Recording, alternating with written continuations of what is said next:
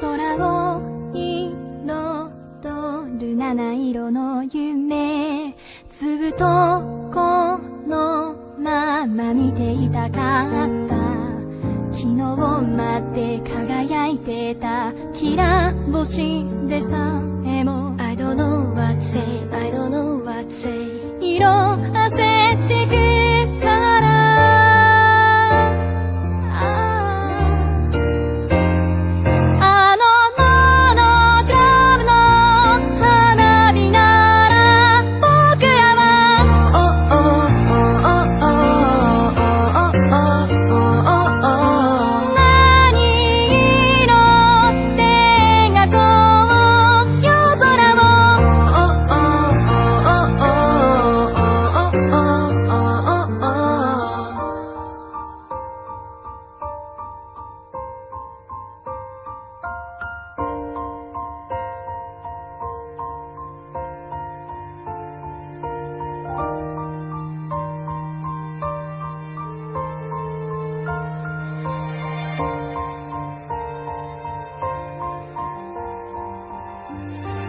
雨に降られて凍える夜は少しだけでもそばにいたかった。明日まで感じていたいぬくもりでさえも You don't have to say, you don't have to say 冷めてしまうから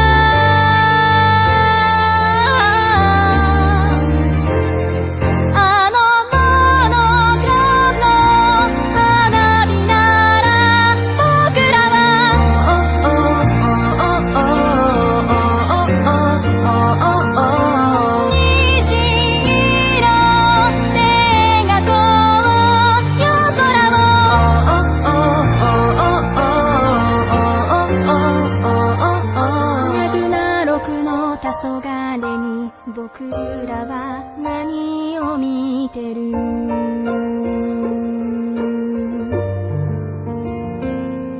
長い長い夜だってやがて朝は来るから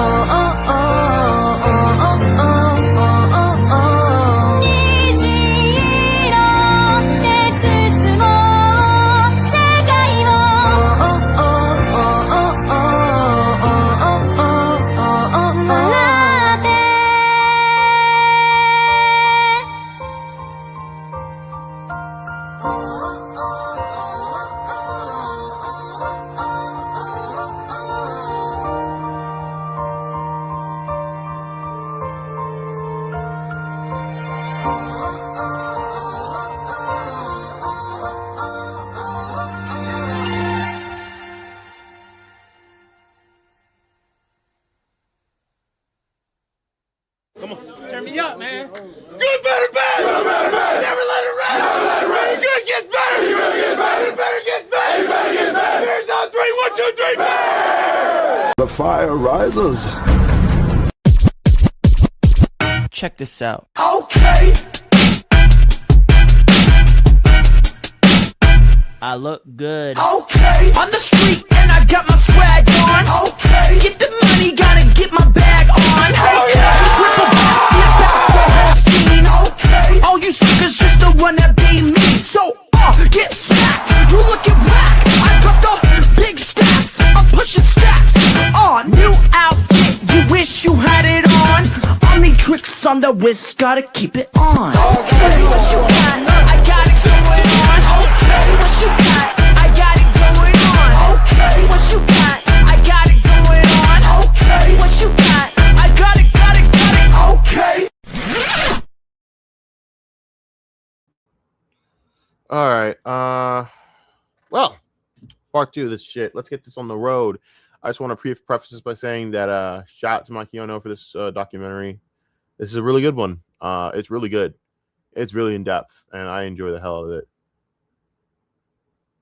Okay. Should I? All right. Here's what we're going to do. let me look at this denims thing, because denims apparently did something really fucking stupid. So give me an actual minute. We will cover this, believe me. Let me just do the denims thing real quick. Just take a look.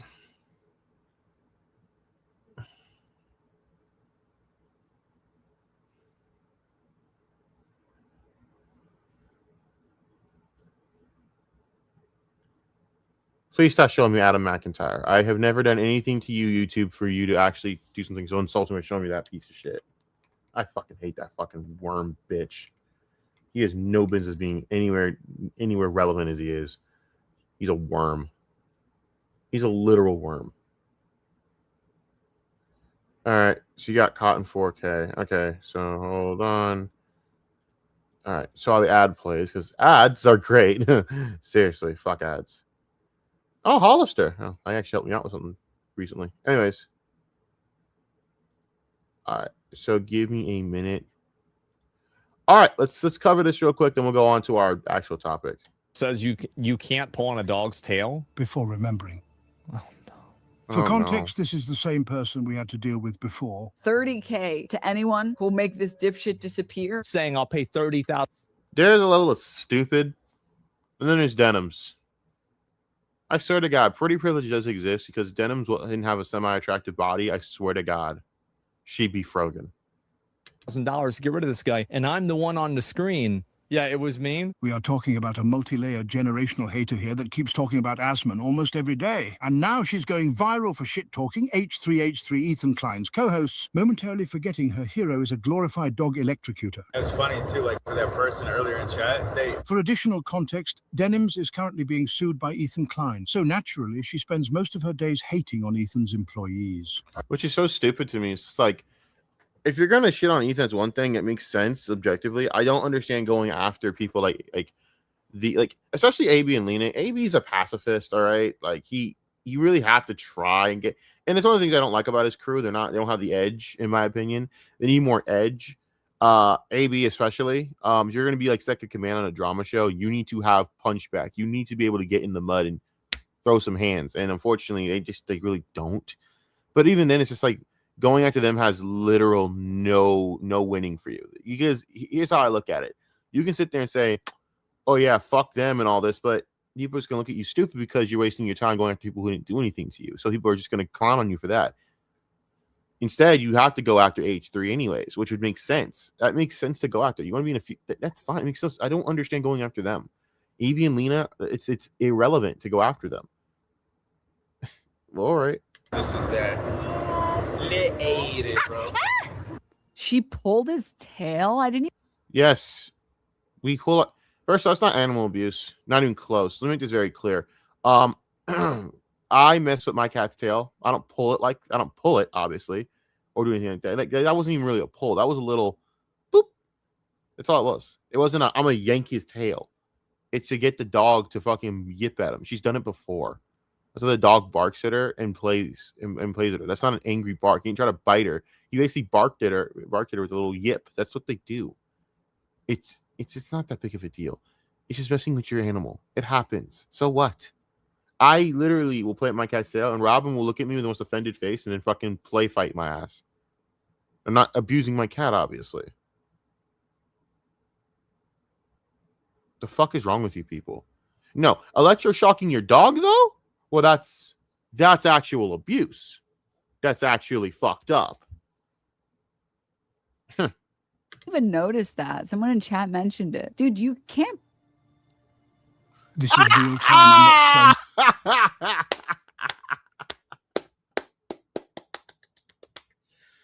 You got caught. You got caught in 4K with your dumbass. Look at you. Look at you.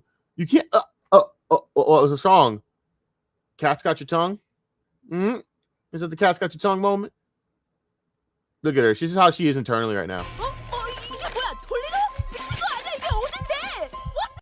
She completely has no idea. She just got completely put in Swahili. She's done. She's cooked. It's over. It's over. You know, Denims, you're done. You're washed. It's over. You're done. You're washed. It's over. You wonder how when the day that her it might be like 10 or 12 years away, but the day's gonna come where her looks go boop, tits up, and she doesn't have any real fucking way to like get attention, that day's gonna be funny to me. Anyways, the clip down. She blew in his face and then she pulled his tail. okay, I blow on my cat's face. That's to get them riled up. I do it to my cat too. It's a play thing. Robin loves when you get to chase him and pet and mess with him. That's why he's not running around here fucking lonely all the damn time. He has other psychological issues, but that's why I love my cat. But yeah, you blow on your cat and he fucking hit you in the face. That's the point. Sometimes, like Robin, seriously, I put him in a box, and then he literally looks up from the box, and he'll hit me in the face. It's a joke. My cat's a very playful, violent little shit. That's the whole point. Isn't this so transparently pathetic? I mean, I'm sorry, I don't know if he paused it or not, to be honest with you. She's so stupid. I don't know if he paused it or not, or she's just sitting there with dead silence. do these people have really no self-respect? Dude, you Self-awareness, none, no. What's the problem? I don't get it. Basically, Hassan had a clip pulling his dog's tail, and everybody was criticizing. That too. Yup. And she knows she fucked up. She knows she fucked up. Here's the thing. He actually pulled it. He's an asshole. The way he did it, he was a piece of shit. What she did was play a little yip. She didn't fucking yank the tail, dude. Come on now. God, she probably barely even touched the tail. It, but because she's part of his orbiters, she can't criticize pulling on a dog's tail as something that's bad, because then that would also implicate Hassan as being bad because he had a clip of pulling on his dog's tail. Now, you think this is retarded? Yeah, so this is the clip of Hassan doing it. Motherfucker, come here. If you run right now. Yeah, that's just being an asshole. That's just being an asshole. That's legitimately being an asshole. You don't pull the dog, but you pull them by the fucking goddamn hind, bro. You like pull them by the stomach or something like that. You pull them by the hind legs. You don't do that. And when I say the hind legs, you pull them by the hind thighs. This is just him being a dick. That's fucked up. And I've roughhoused with Vader a lot. Vader's mellowed out, by the way. That's crazy. I remember like 2-3 years ago, I showed Vader, and he was a dick. He's so mellowed out now. He's still a dick, but he's a wiser dick. But for real, yeah. I'll fucking kill you. I'll actually kill you, okay? Yeah, and that's also probably not good to say live on camera. And by the way, she didn't even pull the tail. She was just moving the dog's cover. And that's another thing. Yeah, that's even worse. Holy shit, she didn't even pull the tail. Even then, it's just I know it, and even if she did, I know what she would have done in that moment. She would have Doop. She didn't pull the tail.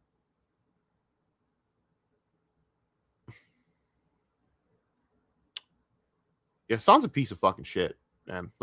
Once again, proving why I hate him and his fans. His fans support dog and animal abuse. So it's why when y'all come for me and talk shit, you're animal abuse supporters. So I don't really care what you think about anything. You're you're a few steps of maybe ahead of actual disgusting criminals. So to be honest with you, even then, you guys will probably support that if Hassan did it. So to be honest with you, I don't really care. Dude, you can't. I don't see how anybody can watch something like this and then afterwards think to themselves, you know what? I want to listen to this person and hear what they have to say. No, I'm pretty sure after the ages of dead silence, you wouldn't want to listen to this person. Just gonna be honest, the absolute this hours of dead silence. The only thing you want to do when it comes to Denims, and if you want to be you want to actually focus on her, is see her completely naked. That's it. Other than that, why else? And even then, knowing that what she's done and what she's tried to do with someone like Destiny is just tainted anyways. It's literally just gross. She's gross as it is, so no. Say it's so sad. Genuinely so sad. Come here. Hey. Mods. Do I have mods? Oof. Oof. Okay. Well, there's that. Nice.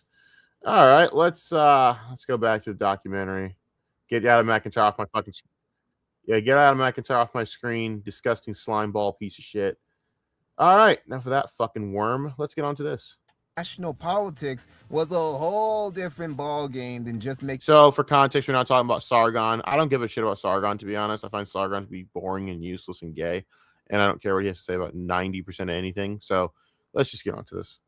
in front of some blue-haired SJWs online. His October 2018 Killstream appearance in particular would be the breaking point, and the quartering threw his lot in 100% with his boy Sargon. Not only because he views Sargon as a friend, and that quite a bit of his channel's exceptional growth in late 2017 and early 2018 was owed to Don Sargon's blessing and the quartering strategically cross-pollinating with the Skeptics audiences, but also Jeremy really did glaze Sargon to death and viewed him as his main E-daddy back I mean, quite literally, that's what he did. in the day. So, in Sargon's honor, To be honest with you, he literally had a video showing that he was drinking the glaze. So to this day, I don't know what the fuck he was thinking with that. I don't know why he did that.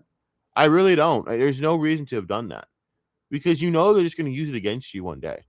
And here they are using it against you.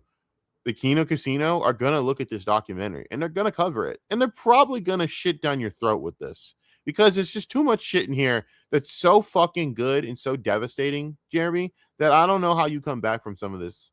I really don't. Like, your credibility is shot to this documentary, because some of the things that you were defending are just really gross. And then some of the things you did were really gross. And now look at you. You're a giant hypocrite on top of it.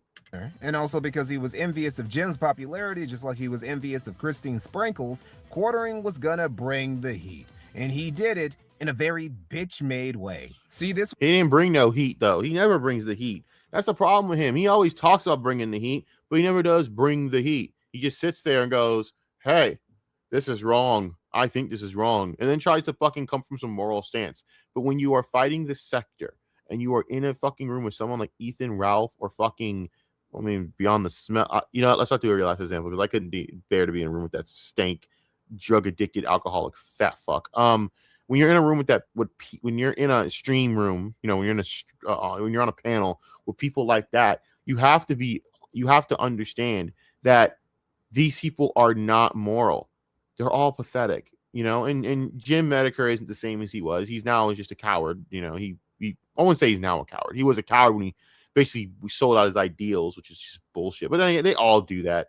Every one of them sell out their ideals when they get older, when they realize how stupid they were back when they were young, because they didn't think about the consequences of what they were doing. So then when it comes down to they have to sell out their ideals to save face, they'll do it real quick. So it is what it is.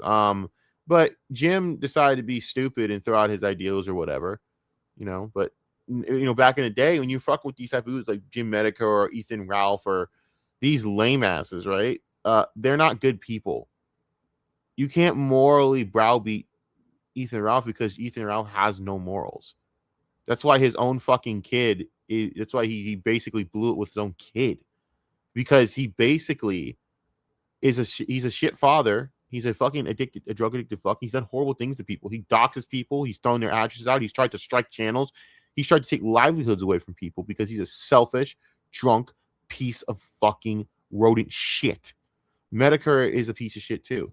I just don't hold Jim Medicare in some fucking high praise everyone else fucking does, because Medicare was never to me more than anything but you know, a dude that just said the common sense thing somewhat and just talk shit about. I mean, it's all the same shit. It's just blood sports, which is just internet gayness. That's all it was. Internet gay ops. That's all it ever is. It's all bullshit. Detracting people is not that hard of a fucking thing to do. It's just being a fucking dickhead. That's why I've done it. It's not fucking hard. I'm doing it right now. So at the end of the day, Jeremy tried to come with this in a moral position with people that you can't use morality on because they have no morals or basis or self-respect. You fucking moron. It was around the time when YouTube started to go harder against edgy content. A lot of the dissident right guys had already been purged, and even edgy apolitical content was getting shut down, including internet blood sports guys. So one day, Jeremy, out of nowhere and in the midst of the big liberalist sector feud, starts telling Medicare to come outside. Come debate me, Jim. You know you won't, pussy. I don't know what he thought he was going to do with this. What was the basis of the debate? This isn't anything political. It's just basically Jim Medicare is a dick. Okay, cool. We knew that, though. And, you know, what were you going to debate on? Because he didn't really have anything. Oh, but it has to be on your stream, not mine. And why was Jeremy so adamant about it being on Medicare stream? Because you could get deplatformed just by having people send spicy super chats to you. And dude, wouldn't it be so funny if dozens of guys with names like I love Adolf 1488 started filling your chat with $1 donos about how much the Holocaust was based and, you know, just get your shit shut down? Bro, that'd be hilarious. Right? It'd be so fucking funny, you know. Or like nowadays be like, I love Israel 44 going dead kids in Palestine. Like shit like that. Like, could you imagine in Hassan's chat? Imagine being that scumbag. Oh fuck. It's funny though. I will say this: Hassan has actually used the sad corpses of dead children to make his fucking to make his platform grow. So it's not really shocking to me. He doesn't give one flying fuck about Palestine, and it's so funny that these retards believe that he does. That's why I shit on them and have no respect for them, because they're so easily manipulated that you guys will believe this dumb shit. It's sad. It actually is really sad. Yeah, Jim didn't take the bait. But you know a guy who No, of course Jim didn't take the fucking bait. He'd be a complete fucking idiot to do that. Quartering was yapping at the same time who did take the bait? Keemstar. For some reason, Quartering was perfectly fine with letting Keem on his program. Probably because he didn't have gay ops in store for him. Keem doesn't need to host me on his channel. He's plenty big.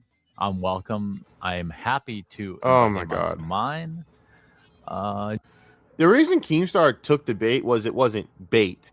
It's Keemstar doesn't give a shit and he has a lot of money, so Keemstar can do the fuck he wants because he's Keemstar and has a lot of money. And he's bored. So fuck it. I'll do it. I'll embarrass this dumb fuck. And he did. Jim, on the other hand, is a coward who is afraid of his own super chats. Letting Keemstar on. Yeah, that might be one of the dumbest things you could say. Jim is not a coward. Piece of shit, scumbag, douchebag, asshole, fuckstick, sure. Pussy who sold out his ideals? Probably not. You can't call him a coward. Let me make this very clear. Jim Medicare is not a coward. Jim Medicare, if all horrible things you can say about Mr. Medicare, is not a coward. You think he's scared of you? Come on, Jeremy. I would go on a panel with you in a heartbeat. It'd be so easy. Because all I would do is just bring up the fact that you were trying to bang your fucking employee. And then how are you going to defend that, Jeremy? You're going to really tell me that you as an employer would thought it was okay to bring a woman like Melanie Mack alone on a sports date? You thought go alone at a bar. You thought that was going to be good optically? Think about it optically. Even if you really had good intentions, which bullshit. Think about it. You really thought that we're not going to all think the same thing? Anyone in any environment, any corporate setting would think the same thing. If you are going alone with your female coworker and you're married, you are a fucking retard. You are an idiot. You're an imbecile. You're dumb. You will get the look. You will get people judging you. And I'm sorry, you probably should, because why the fuck are you going alone with another woman for dinner for any reason? It's never a good idea. It really isn't. It never is. And I'm sorry, that sounds fucked up, but it's the truth. It's never a good idea. And to do it in front of the world and announce in front of the world you're going to do that, dude, you're dumb as fuck. You can't be mad at all the shit you're getting for it. You can't. You would be better off not saying anything. But the problem with Jeremy is either he has to brag about this shit for some reason, because I think he has that Ethan Ralph complex where he has to brag about the fact that a woman is actually going out alone with him. So he'll call everyone an incel, even though Jeremy's done incel content for like the majority of his career. You know, you can't. It's hard to call someone an incel, Jeremy, when you're the one that sat there and gooned over some fucking cosplay chick's entire fucking her outfits for like a good part of like 40 minutes straight over a comment that she found to be retarded. She wasn't even highly offended by it. You were more highly offended for the dude sending the stupid comment. It's insane. Would be a big mistake for two reasons. One, Jeremy was a little too tipsy for his own good. He always is. Liquid courage shit he dishes out on Twitter doesn't really carry over to live debates. Keem kind of paddled that ass. Look, I don't have a problem with you. You're the one that supposedly have this problem with me. You Respond called to me you. a low IQ cuck. Well, by the way, that's not why Keem's doing this. He wasn't offended by any of this. I could call Keemstar the worst shit imaginable, and he'll go, okay. I'm sure Keemstar isn't called worse. He probably knows he's a piece of shit. The difference is Keemstar is rich. So who gives a fuck? You know, Keemstar did this because he was bored, and you guys says, "Oh, this fucking retard." I'm gonna make fun of him, not because he's offended. And honestly, Jeremy, you're in blood sports. It's what happens. You got to talk your shit. Like the minute this guy comes for me, I'm coming back at him with a fucking backhand from the iron fist of God. I don't give a shit. Fuck Keemstar. Fuck all these motherfuckers. His lolcow shit sucks. It's not real. He brings that fat cancer lying piece of shit Boogie on, and it's for what? I hate Boogie. He sucks so hard. I can't believe people watch that fucking clown. And the fact that he makes any money is sad from this. Like that's how lowbrow this shit is. I wish lolcow actually was entertaining, and it's just not. It's fake. And it's not even like the wrestling kind of fake where it's good writing. You need to be creative if you're going to do this shit. That's the thing. If we know it's fake, you're going to have to be creative. And when it's just a 3,000th time rendition of I'm going to leave the show featuring Boogie 2988 or Keemstar leaving the show, or it's just like it's gay. It's really gay, man. You need to get better at it. Come on, guys. Come up with new stories. I want better for you, for me to laugh at. Even though I'm never gonna probably watch lolcow, to be honest with you. To be honest with you, I never would watch lolcow. You couldn't pay me to watch that shit as it is. In response to what? I said I made a joke about the guy in a dress, which is ridiculous, by the way. Somebody hit you. It's the first time you've ever been hit in your life. You overreact. You make multiple Twitter videos about it. You make YouTube videos about it, and now you're trying to sue the guy. I'm not trying. I am suing him. Why didn't you just hit him back? That's not how. Keemstar, you're full of shit, dude. If I came out, Keemstar, and I fucking struck you in the face, if I knocked you on your ass, I'm getting sued. Guarantee it. You're full of shit for that. Shut up, bro. I hate when dudes talk about that. Like, why don't you hit him back, motherfucker? Are you trying to tell me, Keemstar, that you wouldn't sue someone who knocked your ass? Yeah, you would. You would fucking sue. If I fucking clocked your jaw, you would sue me, and I wouldn't blame you. Of course you should. Who the fuck goes around hitting people? Granted, you are right about the way that Jeremy handled it, that it was gay as shit. You're going to sit there and cry because some guy hit you, and you're going to cry for multiple videos, even though you called the dude a fucking PDF file alive for everyone to fucking see, you moron, and you're shocked the guy came and, said, "What's good, homie?" Granted, do I condone that? No. It's fucking stupid. You should be doing shit like that. Okay, we know that. Okay, moving on. But, bro, come on. You're going to sit there and fucking whine for multiple videos. Just sue the guy and shut up. That I get, but Keemstar's full of shit for that. No, shut your ass up, dude. You would sue anyone that would do that to you. Stop. Come on, stop. It works, dude, Keem. If he hit you first, it's fair and square. What the fuck are you talking about? I take it. Not necessarily, man. There's complications to that. Again, I'll tell you guys what happened with a Navy SEAL, a trained killer. This man is a fucking killer. All right. A Navy SEAL is a killer. Okay. A motherfucking machine. They're the closest thing to Terminators that we have on this earth. All right. If he's telling you in a fight you should run, I'll listen to the Navy SEAL on this one. For real. Y'all don't understand how complicated any fight can get. I don't blame Jeremy for not hitting back or anything.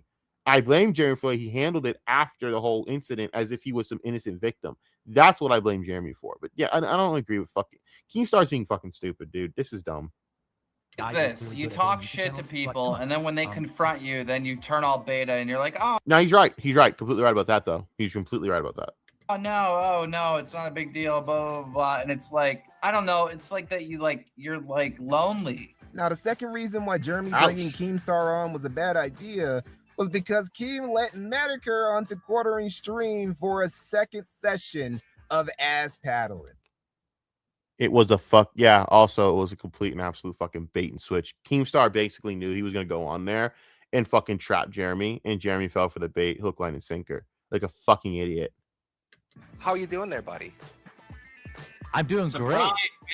Oh, how you doing there? How you doing there, Soulboy? How's it going? Oh, I'm doing great. Again, you can't bring morality to people like Medicare, man. I just don't understand why you thought you could. All these dudes are scum. They really are. So you got to treat them like scum. How come we're not on your channel? Oh, because you're the one that invited me over here, remember? Did you stream last Sunday? I missed it. No, see, I didn't want to be a cunt and beg people for money when somebody's doing a charity stream like somebody else did. So you saying you kissed the ring of Monday Matt last weekend? Oh no, I just did. Oh, I forgot about the Monday Matt shit. It's kind of funny that Matt got his get back on all these assholes on Boulder Talk that one night. And it's funny, I was talking to Chris, and Chris was like, you could go on, man. And I was talking to Chris, like, we could go on it. And he's like, I don't think you want to go down that road with those people. It's kind of funny I'm doing it now anyways. The same thing we talked about like 2-3 years ago. We said we don't want to go. That was the sector we could have been in, and we could have made fun of that. It was when he got his get back on Ethan Ralph, on Medicare. Hell, and guess who wanted to come on and clout chase, and Matt wouldn't let him on?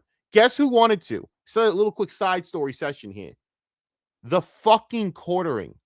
The quartering. Sorry ass wanted to be up in that stream that Monday Matt was cooking up randomly, where he got his get. And it was like a full circle moment because he did get his get back on all of them, especially Ethan Ralph, which I think felt really good. It would feel good for me to get that stupid, drunk, squealing pig piece of shit basically off my fucking ledger. You're damn fucking right. Fuck that dude. Oh, I hate him. I don't care. I will say the worst things about Ethan Ralph, and it wouldn't even be enough. Dude, he is a useless piece of shit. You drunk piece of shit.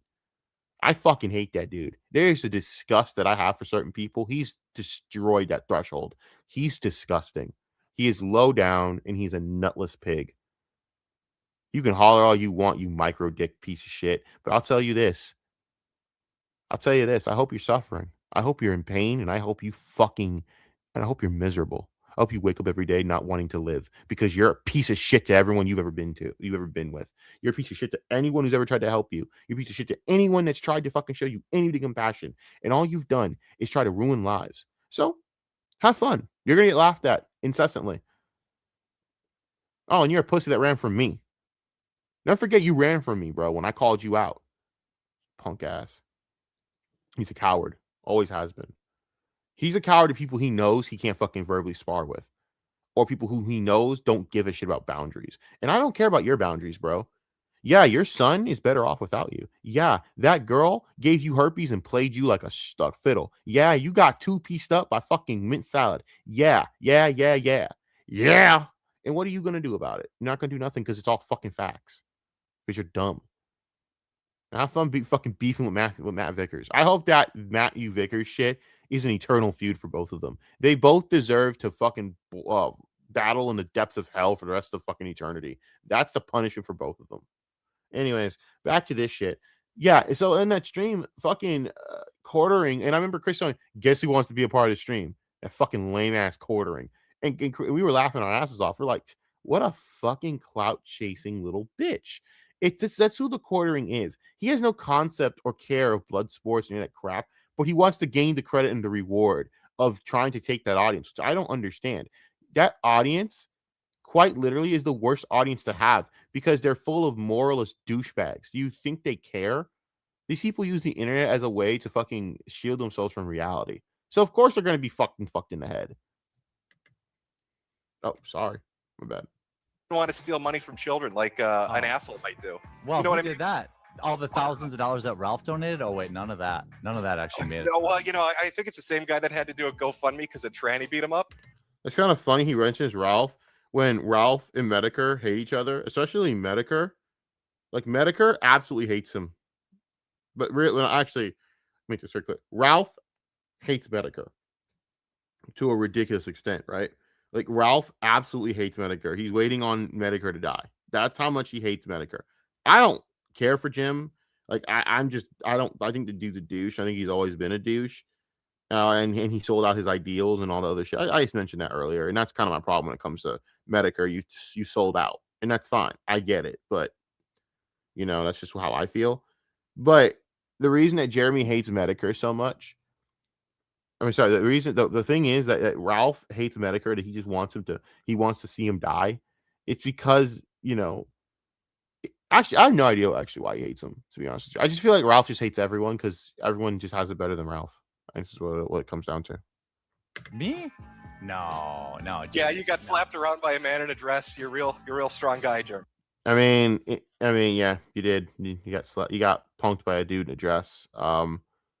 Which, hey, in all honesty, I'm pretty sure that guy could beat up like at least 98% of the sector. I mean, in fairness, come on. Do you think Ethan Ralph's beat up that guy? Come on. That guy in a dress with probably 2-piece, 6-piece, 12 piece up fucking Ethan Ralph, in fairness. I mean, Ethan Ralph got beat up by fucking Mint Salad. Ethan Ralph got his ass handed to him by fucking some dude in Portugal. I don't think he's ever won a fight, to be honest with you, unless there are like 17 people to back him up. Yeah, Ethan Ralph's never won a fight. No, he actually hasn't. Ethan Ralph has never won a fight. No, I'm willing to bet money on that. He can't really. I mean, the only king that came close to him actually almost winning, and it's kind of cool, is against an equally big pussy in Riley. And even then, Mint Sal was piecing him up, you know? Though, I will say one thing. I know we all exaggerate about that, but in all realism, I don't think Mint Sal really didn't beat him up. She was piecing him, but it wasn't really having no effect on him. If you wanted to knock her out, if you wanted to like clock her ass, he could have clocked her ass in that moment. But he spit blood on her. It's like, ugh, which is disgusting as fuck, by the way. Disgusting. You probably have like STDs on your face, bro. But he just like, it's just funny watching that video, and I'm just thinking, this dude is trying to go one on everyone, which I think was kind of cool. He's trying to get at Digibro, and Digibro is a disgusting, insane creation from Satan himself. And I kind of was rooting for Ralph there because I find Digibro to be such a piece of shit. But whatever. Anyways, let's keep watching this crap.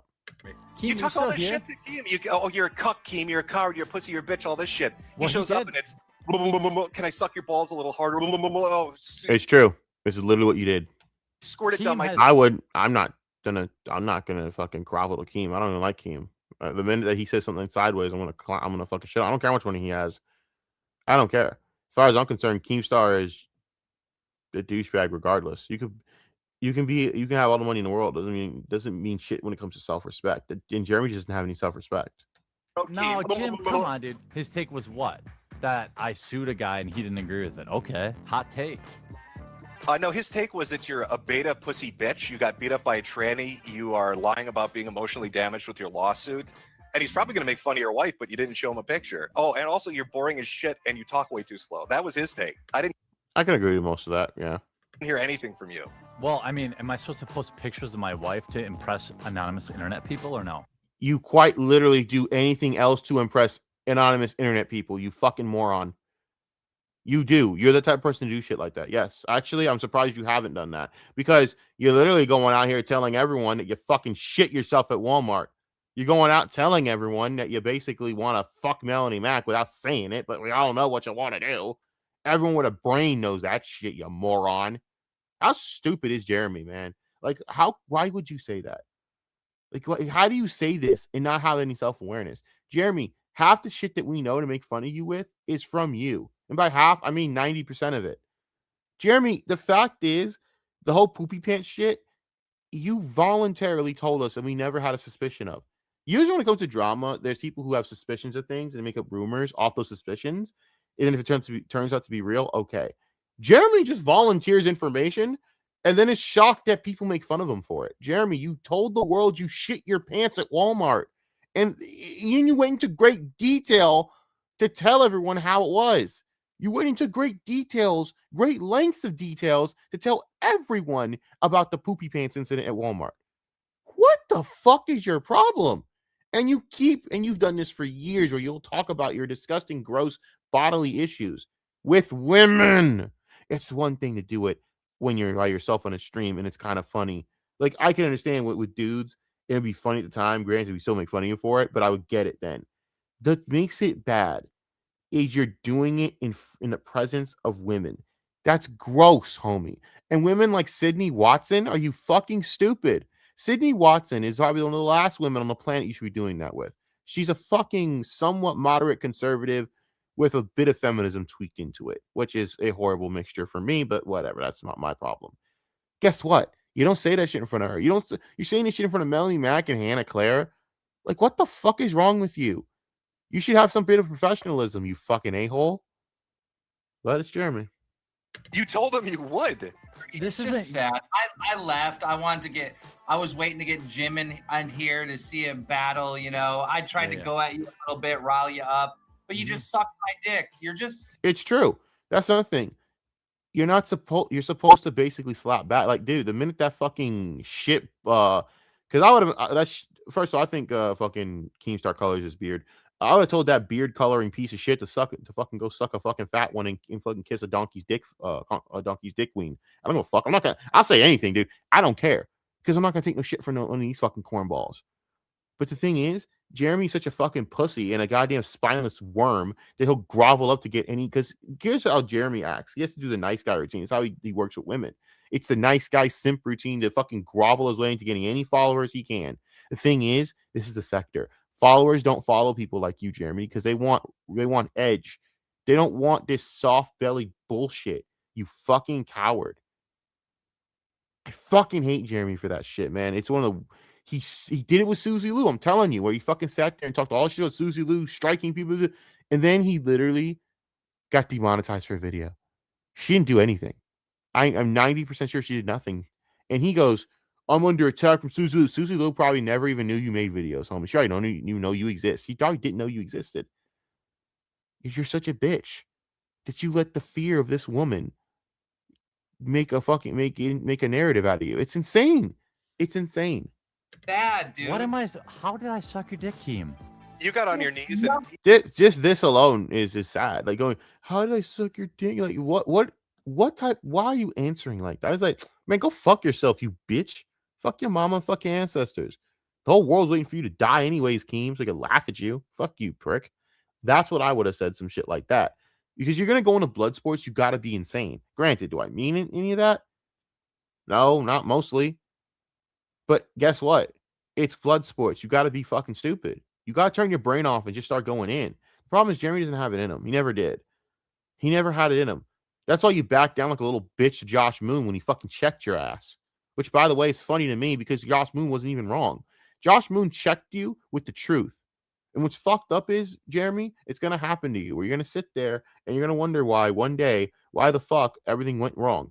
Well, Jeremy's because he does a shit like this where he warned you. Stop trying to bang your coworker, Jeremy. Stop trying to fucking grovel for money, Jeremy. Just do your content and shut the fuck up. You probably make more money that way if you actually did your content and worked on your content. Begging for money is not content. It's just shit we don't want to hear. Nothing gets you in fight mode. A guy punching you in the face doesn't get you in fight mode. What am I supposed to? Beta. And that It's true. It's completely fucking true. I have to agree with Keem there. It's pathetic. He always has been. It's kind of why it's like it takes a special kind of asshole to give a fuck enough to rip on the quartering because there's just no return investment from it because he's such a clown. He's such a punk ass. The only ones that can do so is the Kino Casino because they don't care if you fight back or not. They're just gonna keep making fun of you over and over and over and over and over and over again. They will make you into content. It just is what it is. And me, because I just genuinely find you to be a piece of shit. And I just love making fun of you for it. That's the story of how Jeremy went 2-0 in a span of like 40 minutes on his own stream. Not the soldier Sargon wanted. Did you say 2-0 or you meant 0-2? You mean 0-2. Because 2-0 means he won. He didn't win anything here. He went 0-2. He went defeated, bruh. There's only undefeated. That motherfucker went defeated. He went 0-2. But probably the one he deserved. That would be the end of quartering. Oh yeah, Sargon completely deserved a soldier like that because Sargon himself is a cornball. Richard Spencer made him his bitch. So at the end of the fucking day, it is what it is. Short-lived blood sports career. By the end of next year, the entire skeptic sector ecosystem would have changed anyway. The skeptics would basically disintegrate through people leaving, infighting, self-destructing, and the liberalist movement collapsing after Sargon's and a bunch of cocaine by Andy Worski. And yeah. Big debut into mainstream politics turned into one of the most brutal public humiliation rituals in British history. I gotta look at the. Do you need to do a documentary on Sargon? I swear to God, Sargon of Akkad as a documentary would fucking bang. He does need to do the Sargon. I think Mikey doing Sargon is gonna be like a classical. It'll be very classical, very. I think he should change up his whole style for that one and put like classical music, put things, put like some different type of terminology just because it's so fucking funny and also it needs to be handled with great care because the Sargon shit's is just really some low-cow shit on a level I don't think anyone's really ready to understand yet. Hell, I'm not even ready to really understand it yet. I know inklings of it and I'm still in disbelief when it comes to Sargon shit. Credit where it's due. The quartering would come out of this tumultuous early era of his channel not only intact but thriving. His channel true. would become a money printing behemoth. And honestly, if that was it, if Jeremy was just a popular YouTuber, Holy shit, Stefan Diggs is facing strangulation and assault charges. Ha! Oh my god, Pats fans, it's gotta suck. That's brutal, buddy. That's brutal. That's fucking brutal. Anyways, I wouldn't have made this video. But Jeremy wasn't satisfied with being just a popular YouTuber making a high 6-figure to low 7-figure income. No, it's not enough for Jeremy. See, the problem is it never ends with Jeremy. It's not enough. Nothing's ever enough for Jeremy to be happy and to continue building the positive way. Here's the thing: you always can want more and ambitious. That's fine if you want more and you want to be semi-ambitious. The problem is Jeremy's not ambitious. He's lazy. That's A. B. He's also fucking annoying. He's also not good with any formula that works. He wants to he thinks there's a easier way to make more money at this time instead of just taking what you have and just building off it gradually. And then changing gradually. He doesn't want to do things in an intelligent way. He always has to make it into this stupid, idiotic, nonsensical way that you see in the movies, man. It's insane. He's like Ed and Eddie, but he's like a dumber version of the Eds.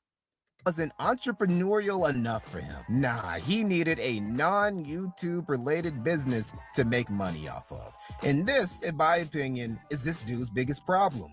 Because Jeremy Hambly is one of the most cartoonishly bad businessmen I have ever seen. Yes. Yeah, he is. He really is. He's the Eds, but dumber. He just does all these short get-rich-quick streams that only get him fucked quicker, only get him made fun of quicker, only get him lolcowed quicker. It's insane. It's fucking insane.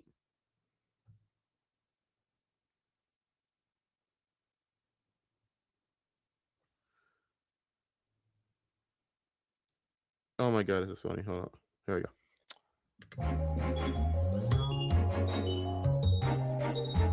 Before we get to the post-skeptic era of Jeremy's career, we gotta talk business. Something a lot of YouTubers end up leaning into if they have any long-term thinking. The desire to take your YouTube riches and invest it into something outside of YouTube isn't unique to the quartering. It's basically a requirement for all YouTubers, unless you plan on getting another job or doing YouTube until you hit retirement age, which is shocking amount of middle-aged dudes on this platform unironically seem to plan to do. It's insane because why is Young Rip on here? Anyways, it's insane because it's really stupid as fuck in the sense that for the quartering, because he's not entertaining or has the lore to pull that off. He doesn't have the lore to pull that off, and he's not entertaining enough to pull that off. So it's kind of dumb to think, wow, I'm gonna sit there and I'm gonna really make this the whole. No, you have to. And by the way, I understood Jeremy at the time doing, because Jeremy was self-aware enough to understand that YouTube wasn't gonna last forever. The problem is he's not good at long-term planning, and he panicked and rushed into this entire venture and didn't thoughtfully plan this out.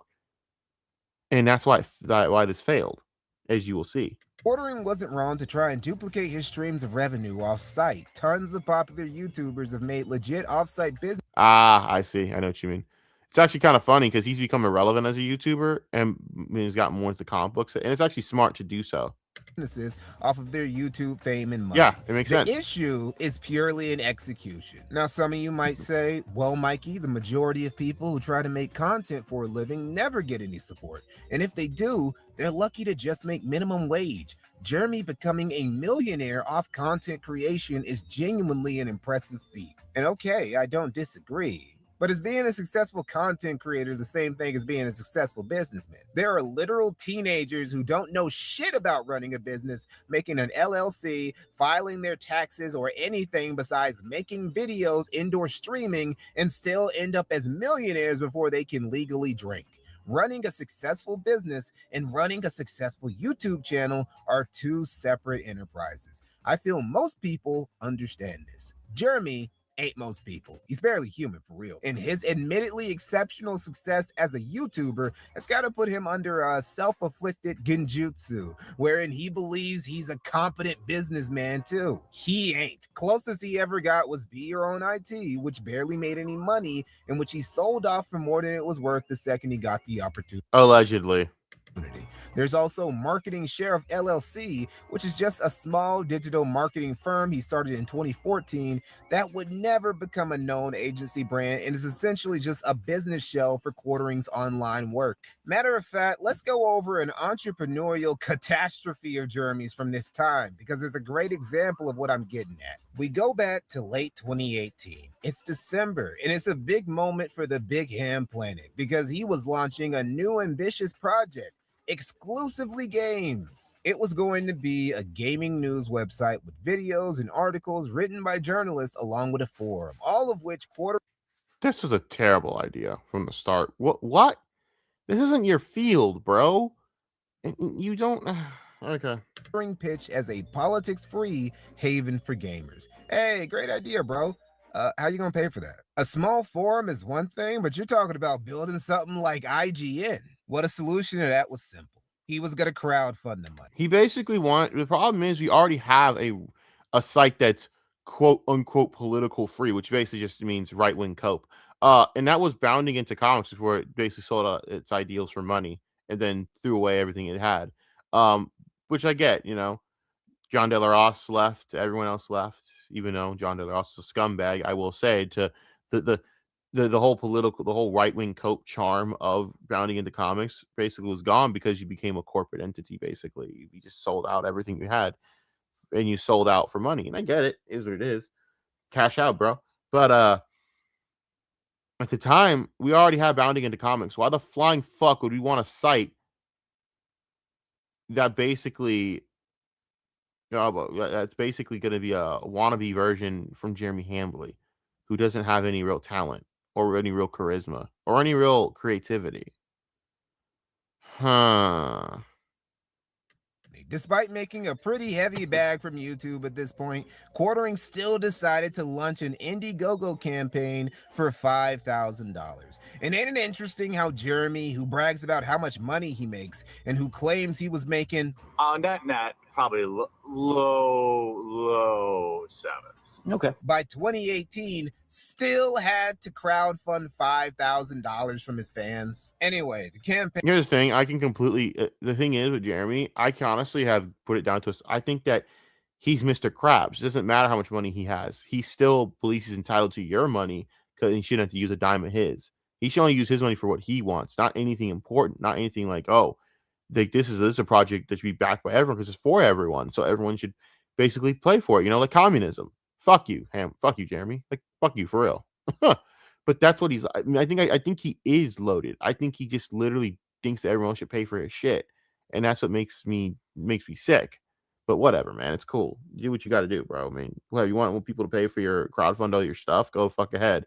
I guess. I just don't understand why you promote the idea that you're not loaded. Was a success. Quartering would end up raising almost $160,000 by the campaign's end. Okay, we got some motion here, some real fan support. Now, you would think when Exclusively Games launched in 2019, everything would be smooth. What with Jeremy getting over 3,000% more than what he initially needed to even get it off the ground. You would be... The site was violently burning through money from day one. The main problems for Exclusively Games sounds about right. It sounds a lot like a certain fucking podcast he has that's just burning through money isn't a success. It's just a complete failure. Though he'll lie to you and tell you that it's not a complete failure. The Quartercast. Funny. Came down to two very poorly thought out promises Quartering made beforehand. One was that he was going to be hands off editorially. This was his way of not scaring the hoes, so to speak. Possibly warding off people who wouldn't want to touch the site because he was affiliated with it. It didn't work, obviously, because, you own it, nigga. You were all... How are you not affiliated with it if you own it? Excuse me, I apologize for that. How are you not affiliated with something that you clearly own? It's your thing. And by the way, politics free. I swear to God, any fucking dim-witted fucking retard that goes around saying, I'm going to do something that's politically free is an idiot. I'm going to make this very clear. That already shows that you have political fucking bias. No politics. You're right-wing as fuck. And I'm sorry, only right-wingers say shit like this. It's a trick and a lie and a gateway. There's no such thing as politically free, you fucking idiot. You want to know why? Everything's political. Drinking, everything's divisive. Everything has a choice. And you can't sit there and tell me that you could run a site for media that's non-political, because then you're literally you're literally ignoring all the great pieces of cinema that all are usually political anyways. What the fuck? Star Wars has political leanings in it.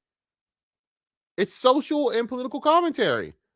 And even if you don't want, even if you would try and manage to not make it political, well, you can't fucking not make it social, which is to me a bigger issue than politics. What people hate is what they don't understand. You morons were never mad about politics. You were mad about social issues being thrown into movies that were done poorly. It wasn't politics. Racism isn't a political issue. Racism is a social issue. It is a product of societal distress, not of, oh my God, politics, right or left. No, it's a social issue, you morons. It always has been. If you people would pay attention to anything, maybe you would know that. And you can't even do that right. How the hell are you going to how the hell are you going to ignore what's going on outside? How the hell are you going to ignore what's going on in society? Come on, dog. Come on. It's ridiculous. It's completely and absolutely ridiculous. And at the end of the day, you can't sit there and go, huh, that's shocking. People don't want to believe in my fucking politically free network. No, because it's a fallacy, you moron. You'd have to literally sit there and ignore everything going on outside. I hate when people say that. I need it political. I want political free. There is escapism, but you're not truly escaping things. You're getting lessons from certain things. You're not escaping politics, dude. Unfortunately, you guys need to learn to live with it. And I don't know how you haven't, because it's something we've done all our lives. So I don't understand now why it's a big why we say shit like this. It's so fucking retarded. The problem that you have with these shows and movies had nothing to do with politics. It's bad, useless writing, like Stranger Things. I didn't have an issue with the idea of showing it as a message or whatever, as a prop for freedom or whatever. If you want to do that, cool. I have a problem when you do it so poorly that it just comes off as retarded. That's what my problem was. It just came off as really lazy and absolutely uninspiring as fuck. So there's my rant and my fucking soapbox. I hate people who do that. We're going to make it politically free. It's impossible, you fucking moron. And even then, you still have to deal with the social issue aspect of it, which you people hate more than the political aspect. Let's just be real. Always going to be affiliated with it regardless. It also meant that when things started getting... Also, don't you find it a problem that you're so divisive and toxic that anything you put your hands on, you think that it would drive people away? Jeremy, that's a problem. And why don't you apply that more to anything else? Like, I don't know, the Quartercast. I would rather, by the way, I wouldn't watch this shit anyways, because I cannot stand watching fucking Melanie Mack in any sense, because she's annoying as shit. But if I had a choice, I'd rather watch Melanie Mack and Hannah Claire run through topics socially than watch Jeremy Hamley be in the middle of it and basically ruin it with his bullshit fucking presence. All right, that's kind of the thing. Maybe you should do that more with everything else, because people would rather watch Melanie Mack, like two chicks talking politics, than some fat ogre basically ruin the whole fucking thing with his bullshit presence that no one wants to be around. Oh, was I too hurtful there? Well, too fucking bad. Funky at Exclusively Games, he wouldn't be able to put out the fires because he literally wasn't paying attention to this website he had taken $160,000 from his audience to make. The second bad promise was that he promised there would be no ads. All the money would be made from donations. Oh, the second thing I hate when people say shit like that. Get the fuck out of here. There will be no ads. Shut up, motherfucker. That's free money. Shut the fuck up and sit down.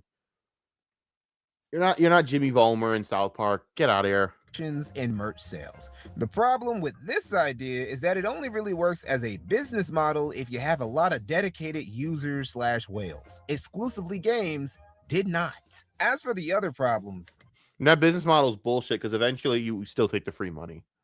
You always will have ads. You'll always bow to having ads. It just is what it is. Just accept it at this point. And then you'll run the fucking premium shit where you can have an ad-free experience for this X amount of money. If Netflix has ads, everyone has ads. That was the last like beacon of hope was Netflix, and they fucking bowed the fucking knee. I hate Netflix. Damn you. Damn you, Netflix. They're like the last fucking thing. Well, it'd be simpler for me to just read these messages of people who worked at and used exclusively games. He spent $2.5K to have the review section redesigned, ground up. The developers took about 2-3 weeks to finish. Isn't he struggling for money? Yup, they finished. They put the reviews in the staging area, an offline version of the site only admins have access to. They worked brilliantly, better than ever. Apparently, Jeremy forgot about it. And despite 2 to 3 emails of them asking if they should go live with a new version, they never responded. I didn't either, but it wasn't my job to do at this point. Oh, Lord. Developers took about only the admins have access and just never responded. I didn't either. But Jeremy, he's always been goodish to me. He paid me very well, but I can't save EG, and he wouldn't let me even if I tried. Too controlling. Yeah, so much for hands off. I mean, I don't know 100% about EG, but it's costly as fuck to go about this the way he is. 160K could keep a website plus staff afloat for maybe 6 to 12 months. This one is my favorite. Indian devs doing weird shit. He outsourced the site to India? OMG, I didn't tell you? He just fired them last week for sending in bills for things we never ordered. They probably sensed that he didn't have a good grasp of the financial situation, given that he just paid them $2.5K for nothing. So I think they tried to milk a little $100 here, $250 there, and he caught on finally. So you basically got scammed by random Indians? Bro, I got a guy for you, Jeremy. You need to hire, there's a prank caller out there. You need to hire him. He's really good. He'll prank call those sons of bitches real good. He'll get them real riled up. I swear to God, there is nothing better than watching a prank caller fuck over a bunch of Indian scammers. It is the funniest shit you will ever see, because there's nothing funnier than watching an Indian scammer get mad. When they get frustrated, it is the funniest shit you will ever see. They're like, you shit-eating motherfucker. You motherfucker. Like, are you okay, bro? But in all honesty, do I feel bad? Fuck no. They're scamming people out of money. Fuck those assholes. Fucking hey, you have every right to be a piece of shit to them. It's funny as fuck. Jeremy's so stupid. He actually thought that this was a good idea and then got scammed anyways. He got scammed. That is fucking funny. I would kill to be in the phone call where Jeremy's just like finding out he got fucked. Oh, I'd kill for that phone call to be leaked. That shit would be so fucking good. Oh my God. And the worst part is, didn't Rich try to allege he was also scammed as well recently? They're so cute together. Him and Jeremy are like the two of the same people on different opposite sides of the spectrum, even though Jeremy, I don't think actually believes in anything. Then again, neither does Rich. I don't think Rich even believes in what he's talking about. The whole Trump thing he's got going on, anti-Trump shit, it's all full of shit. It's all bullshit. You don't give a fuck. You're just trying to fucking fit in somewhere so you can clout chase off of fucking leftist followers, which I don't even know why you would do, because those people suck. I vehemently hate leftist followers. They suck. They absolutely are the worst people to have around. They're not fun. They're not interesting. They're boring. And they're needy pieces of shit. That's just me. He has leftover. Man, fuck you. Fuck you, Mikey. Of course he would sit there and run a stream called Leftover Quartering Stuff.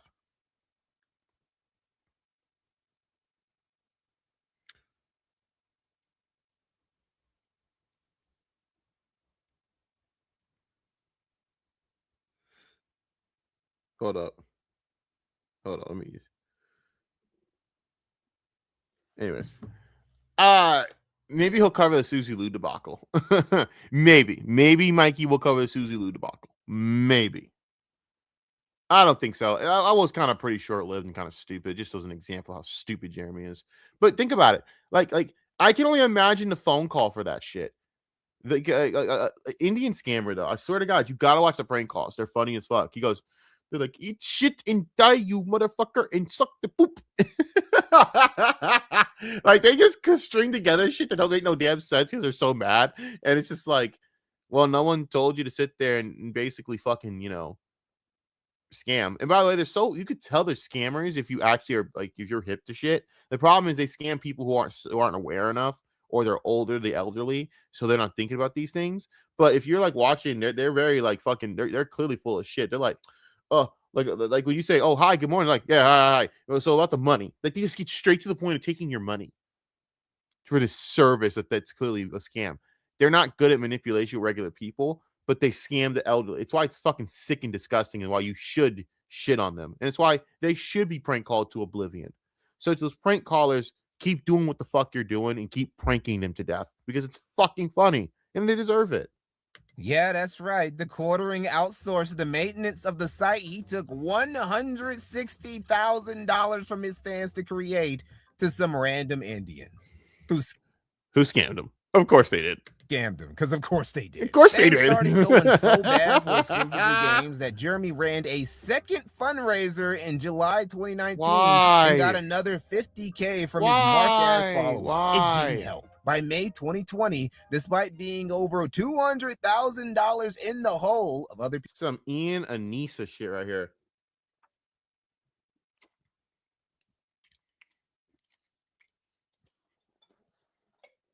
This is Creator Clash. That's all it says. People's money, by the way. Jeremy would announce that Exclusively Games was on pause. When I started this project, No, really? It was a passion project. Passion. One that I wanted to prove that a website that doesn't rely on outrage can exist in modern. That's a lie, Jeremy. All you do is rely on outrage. That's your entire fucking stinking existence. Motherfucker, you made how many videos on outraging over fucking Brie Larson? Come on, man. You can't think we're this stupid. But you do. And it's always your downfall. Idiot, man. My plan was to crowdfund as long as it took to eventually build up a YouTube channel. As long as it took. Channel that would then fund the channel. Well, after the first 6 months, the YouTube channel really didn't pick up very much steam, wasn't generating any money. And between paying an editor and people to do social media and to write articles, the money disappeared very quickly. So we ran a second fundraiser. And at that point, I had made it my goal to figure out how to get this funded without continuing to ask for handouts, because I wanted the site to exist on its own. Well, that didn't work. I tried running Amazon ads. I tried doing a couple of different, ads like that. At the end of the day, the site really failed to reach critical mass. Much of that falls on me for not advertising it enough. Some disgruntled fans of the Quartering, unamused by his bullshit, launched an imitation site, also called Exclusively Games, with the same logo, forum, and even Twitter handle. It didn't last for long, but it goes to show the passion that some of the Quartering's fans had was genuine. Yeah, because they actually wanted you to do that site, and you fucking failed them. You didn't even try. You didn't even try to fix anything. You basically outsourced to you basically went cheap and said, here's let me find some Indian people that I can just basically get some fucking cheap labor from. They scammed you like an idiot that you are, and you fucking didn't even try to fix this shit. That's why people hate you, Jeremy. This is why. And he could have actually had something on his hands if he was just more competent. All in all, it turned out to be more of a money-burning exercise than anything else. Made Game Finder almost look competently executed by comparison. And that's just the beginning. There was also that time in 2020 when the pandemic was taking the world by storm that Quartering would obtain a $32,500 PPP loan for Marketing Sheriff LLC as part of the COVID-19 relief program, a loan which was fully forgiven by the government. Now, Jeremy is far from the only businessman to take advantage of this program during the pandemic, but Jeremy, who likes to think of himself as a real businessman who got it out the mud and didn't take handouts, gets a little upset when people compare PPP to other types of loan forgiveness. It's okay, bro. You're not less of a man just because you got off on PPP. You are less of a man because at that time you ran away from a bread tuber in August of 2020, though. Uh-oh. What happened is one evening, Quartering's wino tendencies got him into some trouble again. While drunk, he badgered and eventually agreed to a debate with the Surf Times if the Surf Times could raise $5K for charity. The Surf Times then went on to raise 8 times that for a trans charity. Now, when the time came for Jeremy to show up or shut up, he ran. He ran away with his tail tucked between his fat That's literally what he does. He's a coward. He basically is a coward. That's what he is. thighs. I had scheduled a debate with a harsh critic of mine. In good faith, I agreed to speak to them for charity's sake. This week, they have taken to a charity live stream and raised money spreading absurd lies about me and showing anything but good faith. No way. No way. I should have known. I'll keep to my word about donating money, but this will be the last time I agree to speak to these people in good faith. I've maintained radio silence, not engaged or them, but they simply couldn't be bothered to extend the same comedy. Boy. It goes on. Moving forward, it's pretty hilarious how these folks consider themselves so full of virtue. I wonder what the charity would think about them using the platform of raising money to help trans people was at least partly funded by harassing and bullying others. Oh, wow. This is so fucking funny coming from the guy that sat there in the fucking Magic the Gathering community for literally nothing. What the fuck, bro? Like, are you serious? Yeah, that's pretty funny to me.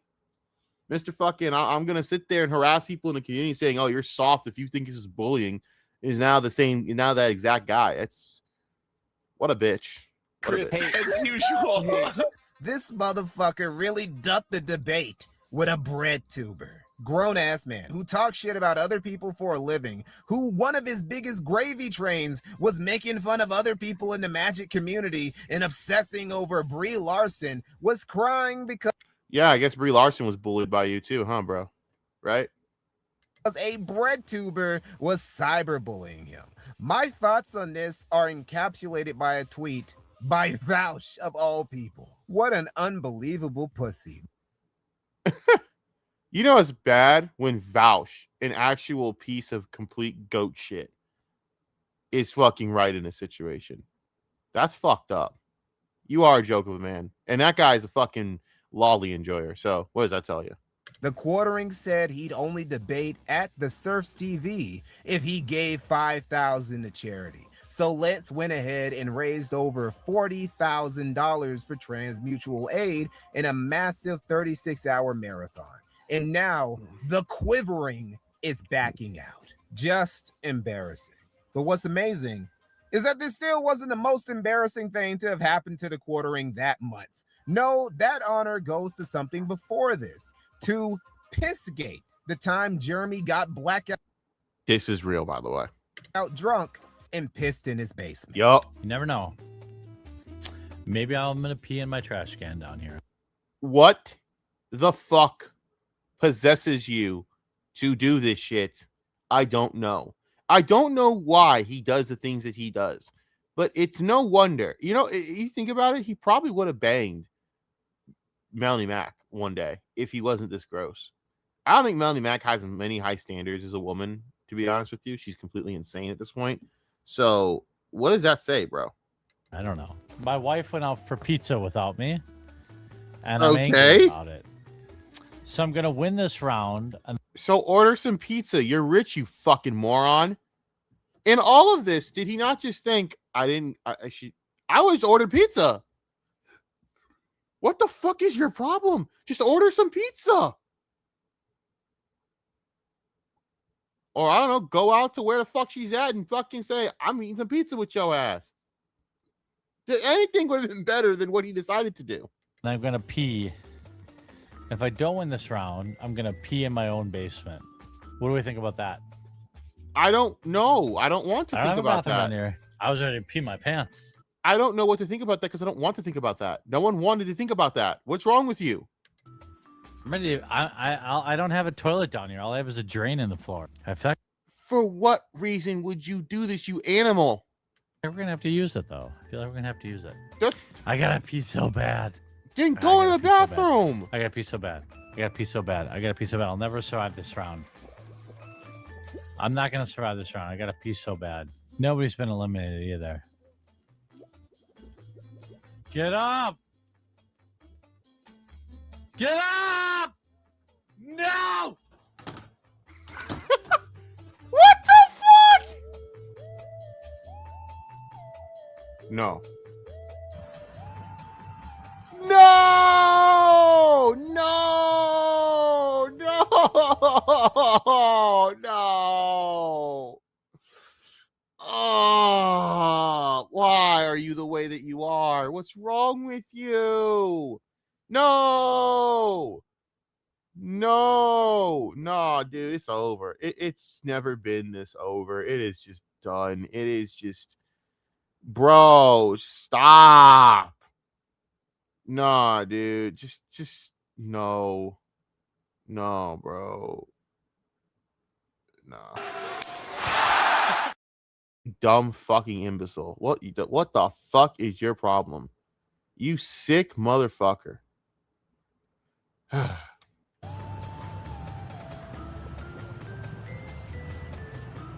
He really did that. I've literally never lost that round. But I'm ready. I'm ready now. You need to go to prison. You really do. I don't even know what for. Just go away from society for a while, bro. You need to be shut in somewhere. There's something wrong with you. You are a very, very, very sick individual, man. Oh my God. I just peed in my basement. There's no reason for you to talk about this. Not in the kitty litter. Just in the drain. In the drain. Oh my God. Just Look, lie and say you went to the If you want to bathroom. watch a streamer that wants to pee in the potty, go watch someone else. I don't want to watch a streamer at all that talks about this shit and then actually goes to piss in the basement, brother. What the fuck? When you're a pro gamer like me, yeah, I mean, Stop. And if you're a dude that if you want to watch a dude that's going to piss in the fucking overflow. FYI, he's fucking lit and bloated as fuck. He's drunk as shit. If you couldn't tell. Tank in his basement. That's Sick what I am. bastard, man. Sick bastard. I'm not taking a pause to pee. I guess you can just get away. You can literally stomach the embarrassment of doing what you just did, but yet you couldn't fucking debate a sorry ass bread tuber. Bread tubers are retarded. Bread tubers don't even live in reality. And somehow you decided that you would actually do this instead. Unbelievable. And yet it's so on brand for the quartering. With shit like this when you're just known for regurgitating news 5 to 6 times a day. And that's the story of how the quartering, aka PP Piss Boy, relieved himself on the floor of his basement. All in all, 2020 wasn't the best year for Jeremy. A lot of what year ever is. It came down to, well, him. But the alcohol shit. definitely helped. Yeah, him. Because he chooses to keep drinking the alcohol. We jump to 2022, the year, in my opinion, that's been the most faithful for the quartering after 2017. It was the year he would purposely shackle the heaviest ball and chain he could to his ankle, voluntarily branding himself with a brand of sacrifice that would see financial demons hunting him down for years to come. Get ready. This was the year that he would, in May, announce Coffee brand coffee. This was such a stupid idea on so many levels. And again, he didn't think this through at all. First of all, what do you know about coffee? Nothing. Second of all, why would anyone want to buy your coffee? Why would I want to buy your coffee over fucking Starbucks? Why? Why would I want to do that? Is there anything that makes it good? Are you even as good as Black Rifle coffee? Like, come on, man. We already have a right-wing owned fucking coffee called Black Rifle Coffee. What's wrong with you? Why does he do these things? He's so stupid.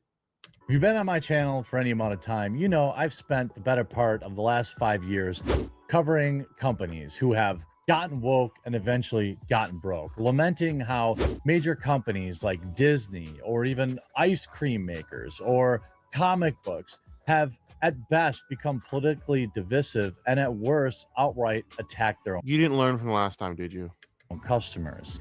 Well, I've sat on the sidelines long enough and I've decided that I was going to put my money where my mouth was and get into the game. Introducing Coffee Brand Coffee. You sat on the sidelines long enough. Okay. I mean, I understand the point of wanting to, because I said this about Eric July. Granted, Eric July is an arrogant person. That's kind of why he has the problems that he does, because he doesn't have any real humbleness or humility. But regardless of that point, I said he actually did exactly what he said he was going to do. And whether it's good or not, he still will always have the fact that he said he did what he promised. And that is start a business based on the idea of comic books. He made a comic book business. And you know what? Say what you want. He still did that. You can have your own issues all you want. Personally, I don't give a flying fuck either way. But that's just me. You know, that's just my opinion on it. Granted, I could say the same for Jeremy if Jeremy didn't botch this so badly that he had no idea what the fuck he was doing.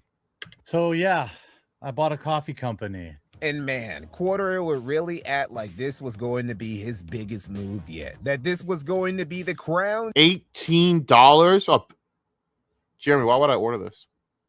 Why would I do this? Does it even taste good? Simply great coffee. That's your slogan. Oh my God. Okay. Jewel of his entrepreneurial journey. What it would actually turn out to be is a financial burden, a money pit, and a masterclass on how not to run a business. First, we'll start with the conceptual phase. From the beginning, Jeremy's attitude with this business ordeal of his was a little problematic. He talked about all the other businesses he's covered over the years that have failed, but presenting their failings as a result of them just gotten woke and eventually gotten broke. Never mind that there have been woke free. That has nothing to do with it. These business, let me put it from the perspective of a movie. These movies don't suck because they have politics in them, you fucking retard. They suck because they're terribly written and they're lazy. That's why they suck. They don't. You can make them. Oh my God! Even like the Matrix had shit on. It was an allegory for like transgenderism. There was actual like things to do, like actual pieces of writing to do with that. They just wrote it really well to the point where you actually have to think about it. That's my problem, man. These people don't ever fucking actually, they don't understand movies. So they sit there and think that they're woke. Do you even know can you conceptualize what that even is? No, you're just a fucking idiot. So dumb. And straight up anti-woke businesses that have also but Jeremy had fooled himself into believing that as long as he didn't become an obnoxious ideologue, his coffee company would magically make money. That's Makes not no sense. how this works. No, it's not. Conceptual phase problem number 2. Starting a coffee company as your breakout business as a YouTuber is so played out, it's basically parody at this point. Like, yeah, oh wow, I'm doing a coffee thing. Yeah, so's everyone else, and it usually fails because no one wants to. Because they can just buy Starbucks at a cheaper price. All you YouTubers who do this make no sense to me. You overprice the fuck out of it because of your name, and you don't realize is that you're not even a bigger name than the actual corporate monstrosity that's selling coffee, and they sell it at a cheaper price locally. It's the dumbest concept. It's like fucking. It's Pokimane. It's like the Pokimane shit. And guess whose company went out of business? Pokimane's. Pokimane went out of business because you tried to start a business where you had to fucking sit there instead of putting shit into retail and actually getting into retail so for people to locally buy it at a decent price. You tried to overprice that shit for people to order it, like the fucking cookies. And then you called everyone who couldn't afford it broke boys. No, I just don't want to pay. I just don't think your cookies are worth that much money, you dumb bitch. And guess what? It's out of business. Stupid. Yeah, bro, I just say so. I can't stand that bitch, dude. You know, like these are the worst people to get money. Because why does she have money again? I failed to understand why Pokemon was ever popular. Are you dudes that thirsty? You'll goon for anything? Like she was never ever that conventionally attractive to me. She was okay. I never cared for her. I don't know what y'all need to go outside and look at women, dude. Because I ain't gonna lie, y'all need help. how much coffee do these niggas think the average person drinks? And that ain't even the worst of it. Because if you're a content creator and you start your own coffee brand, your main competition isn't going to be the other content creator-owned coffee brands. It's going to be the mainstream brands of coffee everybody already buys. And are already cheaper and on the shelves. You're charging $18 per bag? Motherfucker, that's $9 per bag from Starbucks. Come on, bruh. You can't be this stupid. And that's not even counting shipping fees and costs that you probably would charge us on the side anyways, and tax, by the way. So, nah, I'm good. Folgers in your cup, motherfucker. Folgers. You got Maxwell House and Folgers. Why the fuck would I? That's $8. An entire canister of Folgers is $8. Also, you're whatever. And are readily available on shelves at Walmart, Target, Costco, etc. And this brings us to conceptual phase problem number 3. The name. Quartering naming his coffee company Coffee Brand Coffee is simultaneously the most arrogant and most retarded thing he has ever done. The cojones on this pendejo to give his coffee this placeholder ass name. Reusable K-cup filter. I might buy that one. I would buy that. I might buy that for $10. That's a $2 thing, you idiot. Never mind, he sucks. Legendary starter kit, $150. Are you out of your fucking mind? That's a $30 kit that you're selling for $150. What the fuck? A vacuum mug? That's $12.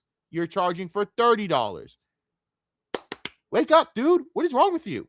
This is crazy to me. And he wonders why this failed. You simply are pricing yourself out of existence here, my guy. And this generic minimalist off-brand aesthetic really speaks to how high he had gotten on his own supply. He really thought he was like that he could sell this shit based on his own name recognition. Maybe he even thought that his giant audience would buy up his whole stock in the first year, so he wouldn't need to make use of that masters in internet marketing and actually market his product to him. He has a master's in internet marketing. That's amazing to me. Does he really have it though, or is that one of the things he says he has? He would be wrong, because Quartering would spend the next few years from the time he launched it to the date of me making this video struggling to sell his generic, boring, overpriced coffee to anyone, including his fans. Turns out when you name your product something that if you put it into Google, you get 9,000 other products first, it's kind of hard to sell. Oh, let's actually test that theory. You're completely right. He's right. Let's actually test that theory. Let's test that theory. Let me stop the screen. Let's do this. All right.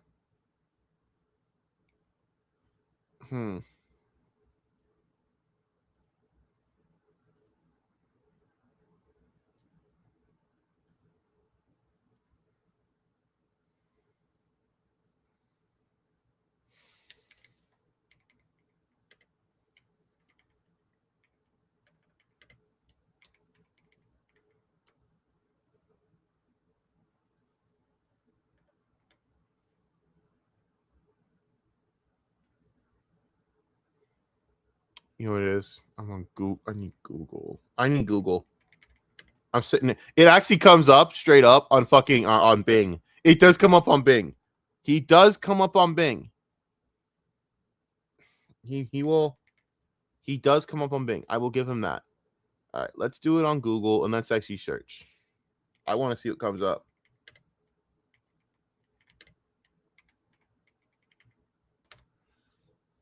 All right, let's take it. Well, you know, in fairness, we have to be fair here. It does come up. Okay. Let's take a look at the site. All right. Coffee Brand Coffee. Jeremy's Club. Reward every time you shut the fuck up. Bullshit. These are so fake. These are so fucking fake. Let's take a look at the coffee. The site's actually pretty nice. Not going to lie. I'll give them that. $18. Are you out of your crack smoking mind? Curated by Jeremy. 50% off first month. No, I'm good. $18, $18. This is insane. Strawberries and cream from 20. What is this? What the fuck is this? Yo, what even are these flavors, dog? Ugh. All right, I'm done. Okay, we're good. All right, let's close the shop on that. Let's get through the rest of this crap. Jesus Christ, you sick bastard. And of course, my goddamn autistic ass is actually intrigued by it. Fuck you. You would think a dude with a degree in marketing would know that, but I guess not. So literally, before the company even got off the ground, the odds of it being a success were already in the single-digit percentage range. If Jeremy had consulted anybody else first, maybe the future woes he would have had to endure could have been avoided. But that's the downside of being rich and also being your own boss. You develop... Who's the lady on the side? His wife?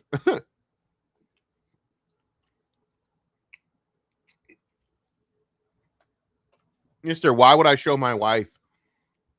Why would I show my wife? You know, I don't want to. I don't want. I don't need to fucking do that. But you have it down there, so you're an idiot and a hypocrite again. God damn it, hypocrite. An ego and start thinking you don't need to get a second opinion on shit. Bro really started thinking he was the Elon Musk of YouTube, who he loves, by the way. Jeremy's admiration of Elon is so strong, in fact, that in December of 2022, after Elon bought Twitter, Jeremy got overexcited, got piss boy levels of drunk again, and had a meltdown about how much he loved Elon and wanted to eat his semen just like he ate Sargon's. I literally got out of bed to make this video. My most important video that I've literally ever made on this channel. I'm tired. I've been working 14 hours a day. I'm on fumes, like pure gas. But this decision, this minute, this moment is so important that I'm willing to F up my entire week. I'm blowing my entire notification window for this video because it's important. It's the most important video I've ever done. Elon Musk has put out a poll. Should I step down as head of Twitter? It is currently 56.3% to 43.7%. It's actually gotten a little bit closer. I need you to go to Elon Musk's Twitter right now. Go to his poll and vote no. God, I hate him. I fucking hate him. My God, do I hate him. So what was Quartering's brilliant idea on how he was going to sell his coffee?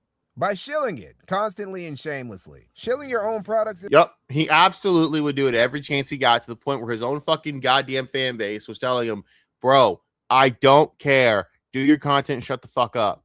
That's the problem, dude. He just kept doing it over and over, to the point where it just became go away heat. Like, dude, we don't want to buy it. Dude, if you want people to buy your coffee, lower the prices next time, because no one wants to buy this shit that's $20 per bag. That's insane to me. $20 per bag is insane. That is absolutely insane pricing and should be fucking met with just disgust. I think $9 per bag is ridiculously pricey when it comes to Starbucks. Your charge. Excuse me. Starbucks is a proven brand to be consistent. They're consistent. Not great. They're not anything special. They're basically like a fucking laced bag of fucking trash ass cocaine version of like Seattle coffee. But wow, remember Caribou coffee, by the way? There used to be this thing called Caribou coffee. It was very confusing. There was Starbucks and then there was Caribou. And I was confused because of the names are oddly, weirdly similar. One's deer and then the other one's just like a lady. But I kept thinking of bucks, like, you know, deer. It's very weird. Remember Caribou coffee? God, what a time. But, bro, that's a proven brand regardless. It just isn't a brand that I would say I give a fuck about. But come on, man. You got people out here with local coffee that are better than you, and they charge way less for their product. This is ridiculous to me. Isn't the worst thing in the world. It's actually quite respectable to sell something to your audience that you made yourself rather than shill products to some random company whose stuff you might not even use or would have endorsed if you weren't receiving a check for it. But he does that anyways. He literally does that anyways. But the problem with Jeremy's shilling of CBC is volume and desperation. Quartering would literally never miss an opportunity to shill coffee brand coffee. The pinnacle of Quartering's relentless quest to shill coffee brand coffee Just the moment that really embodies how desperate this dude has been to sell a single bag of this overpriced bullshit of his is when on June 8th of 2022, when Tim Pool, a longtime associate of Quarterings and fellow YouTube news slopper, got swatted during one of his Timcast streams. Now, the chat was still live while Tim and the others were away. And while they were, the Quartering went into Tim's chat and shilled his fucking coffee. This is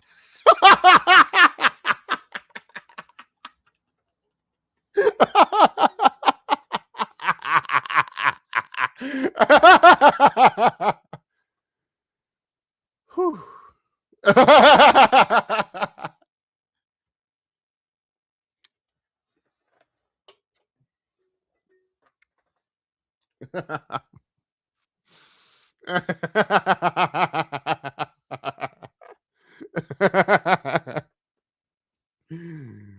No, this is just too funny.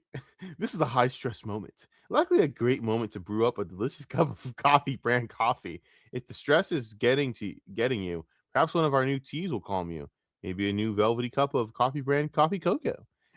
I had to almost put the South Park inflection at the end of it to show you how shameless and how fucking disgusting that this fucking dude is, bro. Oh my fucking god, you piece of fucking rancid goat shit. You spineless motherfucking worm. You fucking coward. Oh, Tim Pool could have died in this moment. But you know what? Guess what? For that, you can get some coffee brand coffee. Do you think he starts selling coffee brand coffee at Tim's funeral if he died? And he's just like, Tim got swatted and killed. So let me sell some coffee here, man. I'm dead serious. I think he would. I think he might. He's that shameless. He would do that. Is insane to me. He just actually sat there and shilled his coffee during a swatting. Now, if he did this during Keffel swatting, that would be kind of based. Not gonna lie. That would be funny. No, none of this is funny, by the way. Actually, fuck Keffels because Keffels lied about that entire situation. Anyways, so she go fuck herself anyways. Or he, she, they, whatever the fuck you want to call it. I can't stand that motherfucker. Piece of fucking shit human being. You lied. That's what makes you disgusting to me. But, come on, bro. You have you no shame? It's a high-stress moment, likely a great moment to brew a delicious cup of coffee brand coffee if the stress is getting you. Perhaps one of our new teas will calm you. Maybe a velvety cup of coffee brand cocoa. Jeremy did this like 4 or 5 times before Tim returned, and even replied with further shilling under all of. Oh my god. He is absolutely fucking evil. He's fucking evil. This is just this is so shameless. Tim's tweets. I heard, you know what the craziest thing was? When we were outside, right? And cops were in the suite, we just kept hearing coffee brand coffee. And I was like, listen, coffee. And I was like, what? This is how he got Luke and Hannah, by the way. This situation is basically the prelude to him getting Luke and Hannah, by the way. That's funny as fuck to me.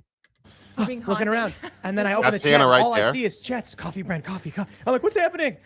Quartering. Jeremy. He gave us $400. More than that. Thank you, Jeremy. Bro literally has no sense of shame. Absolutely not. Absolutely no shame. Oh no! I'm just waiting till we get to the Sydney Watson because I'm about to cook on that. But you got to be real for it. This is some of the greatest motherfucking shit you'll ever see. This shit is so funny to me. He quite literally does not have any shame that he actually sat there and said, I'm gonna fucking just yeah, this is a tragic situation where Tim Pool could have got murdered. How about some coffee brand coffee that'll form up that cup there, bud? You have depression. How about some coffee brand coffee? It's just shameless. It's so shameless.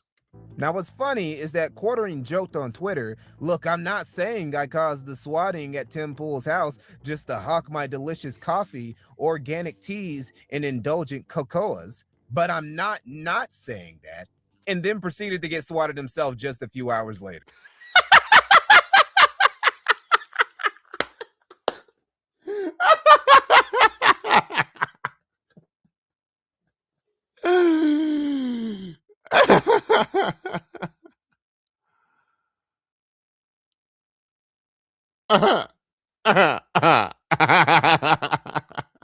Hey Jeremy, did the SWAT team ask if you were selling coffee, if they wanted any coffee brand coffee? Did you try and shill to them that you coffee brand coffee? Did you like say hands up? I have my hands up, but can I put my hands down to share with you the best cup of cocoa you've ever had in your entire fucking life? You know what it reminds me of? It reminds me of fucking Randy trying to fucking sell weed in South Park. Old Tiggerty. Talking about how clean his weed is. Like such a fucking scumball, gutterball piece of shit. It just never ends. That's what you get, fam. Push you. Yeah, blood. Whose end you coming to now, fam? Fuck. What end you coming to now, fam? Huh? Yeah, I caught you with that rifle there, bruv. Despite all this shilling, hawking, suspiciously hyper-positive 5-star reviews, and promises about how he'd get coffee brand coffee on store shelves by the end of 2022. Wrong. Reception to Quartering's coffee has always remained mixed, and he's always struggled to sell any of it. Now, just because Quartering was sinking in the commercial quicksand that was his coffee company, that wouldn't stop him from starting another business just a year later. See, this is how cocky bro was. He was just swimming in money, huffing in all his mustiness, thinking he was gonna be making 9 figures by 2030 or whatever. The motivation for this particular capitalist venture, however, wasn't just Quartering's desire to have a legitimate business, it was to simp. Specifically, the simp for Sydney Watson, the Australian... Here we go! American former Blaze employee who, along with Elijah Schaefer, who was also present at Jan 6 and went inside the Capitol building... and may have allegedly been sexually harassing some people, including Sydney Watson. in Nancy Pelosi's office with Bake Alaska, and even took a picture of Nancy Pelosi's email, but was the only person... Bake Alaska who got fucked by the fucking penal system and neutered. Meanwhile, Elijah Schaefer, nah, I'm good. You know, him and Nick Fuentes just cozy sitting. Incoming Groper response though. One day, Groper response though. Let me just get this right. It's insane how little you know. Okay, bud, go back to fucking jerking off to that illegal porn you got over there. You sick fuck. Get the fuck off my page. Just wanted to get that just settled. I know what's gonna happen. But anyways, it's just so funny to me that quite literally that's how it is. What's keyboard is that? Is that old Logitech? God, I don't have nice keyboards at all. I think the government have better keyboards. But anyways, I got autism. I'm sorry. I have ADHD. I don't really have autism, but I have ADHD, which is kind of like autism. But realistically, how would you not? Again, suspect shit there, bud. But whatever. Okay, you somehow got off. Who went inside the Capitol and never faced any punishment for it for some reason. Hosted the show You Are Here Together. After Sydney left the Blaze and got in a lawsuit with him, she was kind of left. Oof. And now look at her. She's doing so well now. Look at her now. Look at her now. Isn't that amazing? Left in a bad spot. So Jeremy decided to bust out his cape and play Captain Save. Also, let me make this very clear how shameless Jeremy is. All right, give me a minute.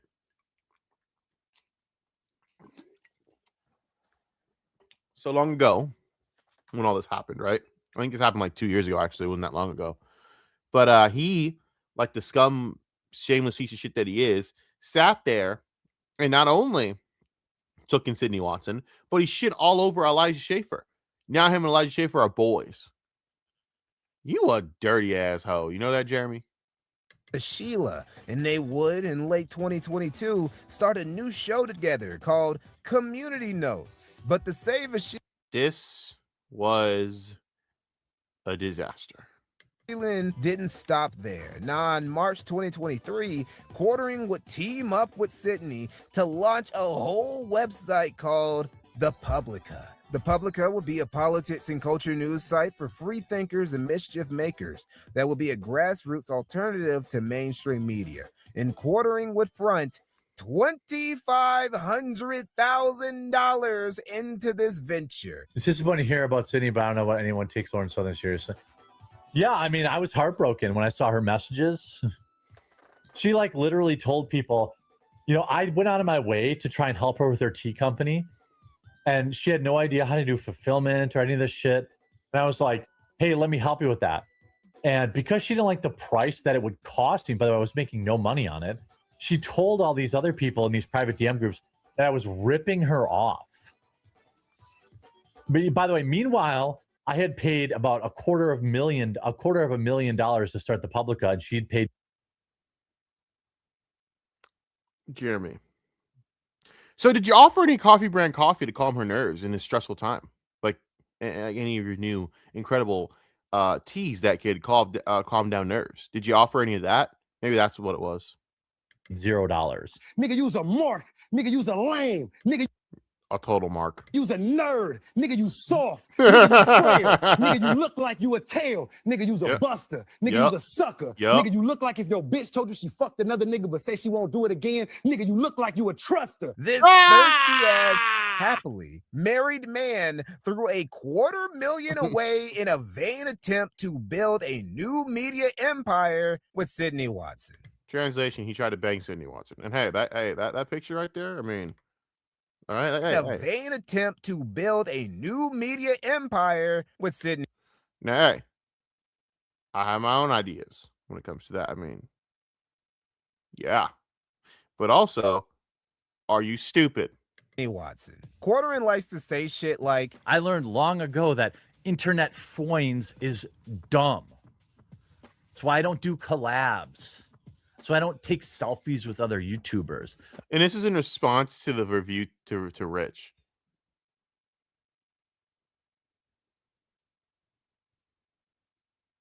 That's really sad to me. Rich lost a fucking feud to this complete hypocritical idiot. They're both basically two cheeks of the same ass, to be honest with you, though. You're both pathetic, sad, fat fucks who basically are simps for women that you can't really handle because you can't handle anything. I'm just here to get on my grind. but I don't know, Okay. Jeremy, throwing $250,000. Yeah, this is really your grind. You know, simply to want to get some Sydney Watson cheeks, even though she was never going to give you a crumb. She would never give you a crumb. She was never going to give you anything. She was revolted by you. Excuse me, my bad. Speaking of revolting, me, brother, she was revolted by you. She looked at you and said, "No, no, hell no, rather not. No, thank you. Please stop." And guys, the clips that Kino played out don't even do it justice to how much of a simp he was. And by the way, he threatened to sue her, and he never did. Now I wonder why, Jeremy. I wonder why. Melly into a collab with a bitch you barely know is definitely a few steps beyond what most people would do for their internet friends. By the way, she's doing very well. She has over 600 to 700K subscribers. So Sydney Watson's basically built herself very well, and taking that chance to get all that money from quartering to give herself some time to build up very well, and she's back to where she needs to be. So in fact, let me make sure I have the right exact numbers. She has actually, I am retarded. She has 1.13 million subscribers.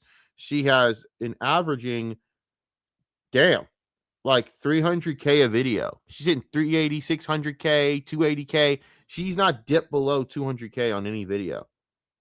She's not dipped below 200,000 on any video. Jeremy, that's fucked, brother. You're fucked. Jeremy actually really wants internet friends more than the average e-celeb does. Yep, He yearns absolutely. for acknowledgement and Mhm. acceptance from his Mhm. peers like Dankula, Sargon, Tim Pool, and especially conservative women like Sydney, along with Lauren Southern. The Lauren Southern shit was so pathetic. She fucking didn't even. She basically took the money. She basically took the deal and said, "Nah, you know what? Fuck you." And then like backed out on her. It went to like the Blaze or some shit. It was fucking gold because Jeremy's just a fucking bum, and she's like, "Nah, fuck all that. Thank you though." And then he got mad and seethed about it, and just like, you want to bang her too, Jeremy. And honestly, I can understand the frustration here because Lauren Southern probably would have fucked you because she'd fuck anything.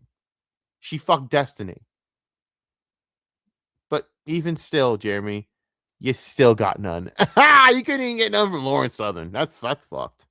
Chin, and pretty much any other right-wing chick he tried to bait using his money. Sydney barely Maybe you could try Lauren Chen again. I'm pretty sure she's free and open now. gave him crumbs of attention before, by the way. But now that she was in a vulnerable state and having burned several bridges with conservative influencers she probably shouldn't have, she had to rely on Jeremy, who swooped in to be the extremely awkward and creepy hero that Sydney probably didn't want but definitely deserved. And yet she's still better off now without him anyways. Say awkward and creepy, I'm not just pulling a quartering and pulling stuff out of my cheeks. On the show, Jeremy would he would literally talk about pulling stuff out of his cheeks. Literally. often let loose slips like, My DMs are closed. I'd get too many dick pics. Do you? Oh. Please stop. Please stop talking. Please stop talking. Please stop talking. It's just loads of them. Keep And talking. they're not great either. Keep They're talking. not great. They're like flaccid. Girl, have you ever peed What? All right. in a trough where there's like dongs on the left of you and to the right? You can see them both. You and don't you're have to peeing look in an at open them. river. You don't have to look at them. It's You not have like to look. It's a respect thing. If there's a guy who is like supremely hung, you would like rib him about it.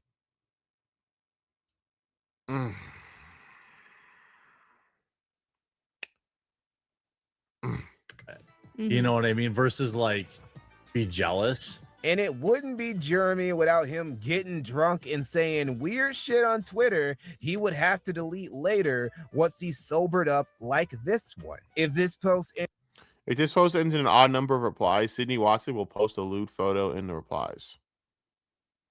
Why would you? What on earth could possess you to try and pimp out Sydney Watson live like that? What the fuck is wrong with you? Sydney Watson's probably one of the last women I would think is okay with that type of shit because she doesn't present as that. She never has. But all right, Jeremy. Okay. ends on an odd number of replies, Sydney will post a lewd photo in the replies. One can only imagine what Sydney's DMs from this period look like. Anyway, Operation Sipping for Sydney ultimately ended in failure after the Publica failed to gain any traction and struggled to hit even 20% of its subscription goal. So I have to make a little bit of an announcement. Myself and my good friend Sydney Watson launched Good friend, my ass. a media company back in February 2022 known as the Publica. Almost everybody, on a personal note, who worked for that site did it for almost peanuts. But sadly, my time with the Publica has come to an end. My career has been evolving, and I've just been spread too thin, and I need more time and space for personal projects. According to former employees, Quartering fired the staff while drunk in the middle of the night, and Sydney, though she wouldn't outright trash him, has avoided being caught up in the Quarter Planet's orbit too much ever since. Hey, nobody says something was easy or cheap.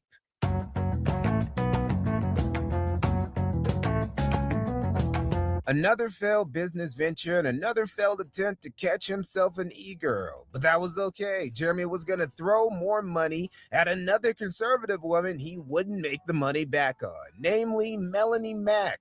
Now, she isn't the only woman currently employed by the Quartering. He has several people, male and female, on his payroll that he probably shouldn't. But what makes Melanie stand out is not only does she not really bring anything.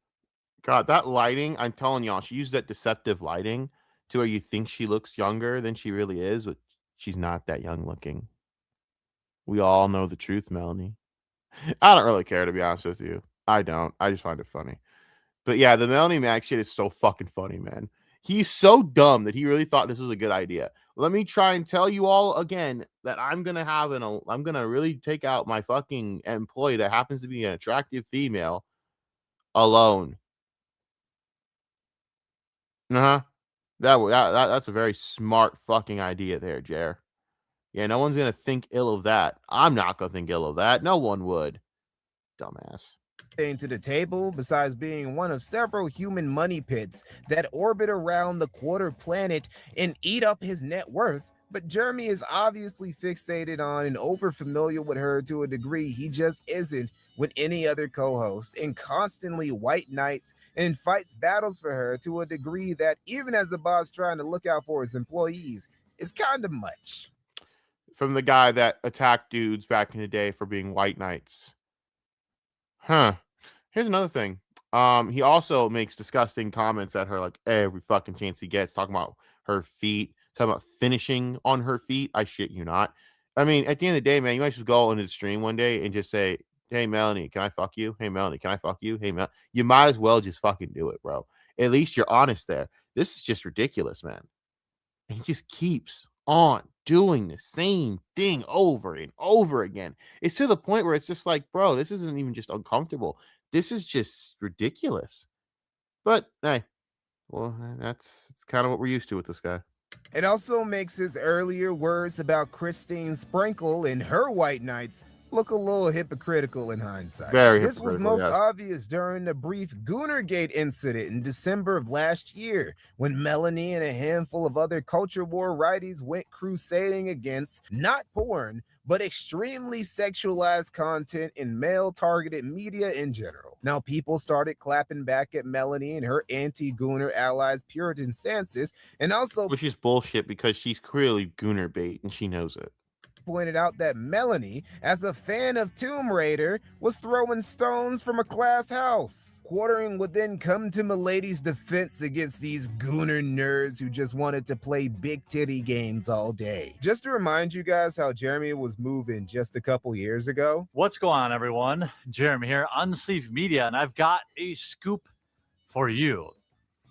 I've got some rejected art from Ixalan. You know, I don't know if you have seen this. I did share this image with the YouTubes. I'm not entirely sure why Wizards of the Coast wouldn't print this card. I mean, certainly very powerful, very Are you fucking serious, bro? intelligent, very thought-provoking.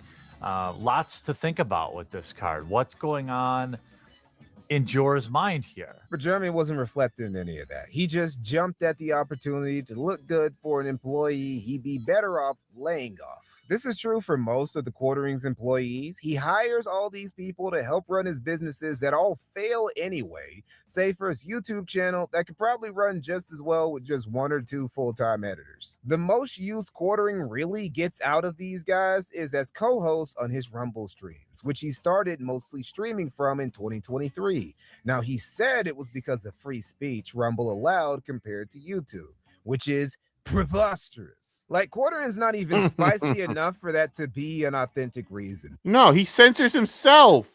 Jeremy censors himself. That's what's fucking hilarious. Jeremy censors himself. No, the reason he went to fucking Rumble is because Rumble was dumb enough to fucking think this guy was popular because he was on several shows. He was this, and they didn't have anyone at the time to, you know, take that slot of being one of the main big voices because no one really likes Rumble. Like guys like Tim, like only other than Tim Pool, they don't really have anyone. And Tim Pool can shill out Rumble all he wants. Motherfucker, I tried Rumble. It sucks. The numbers are deceptive. They're full of shit. The fucking site's dead as shit. It's garbage. They boost up their numbers. They're full of shit. And the site's not really good. The UI is fucking trash. The fucking style's garbage. And all the content is wannabe garbage, woke political bullshit. No one wants to fucking sit there and be beyond that shit. All right. You want to go anywhere for some fun and actual alternative media? You go to Kick. And Kick's a fucking cesspool. At least Kick's an entertaining cesspool. Come on. Now, YouTube will always still be king when it comes to the general overall populace of content because I'm sorry, I can't sit there and watch all these streamers. Like if you like Nux sucks. Okay. Like Nux is only good on YouTube because his editor condenses down all the shit that you could possibly take of that fucking annoying spaz. But even then, he just got to the point where I can't watch that motherfucker. And the fact that he's inaccurate on most of his bullshit data. But whatever.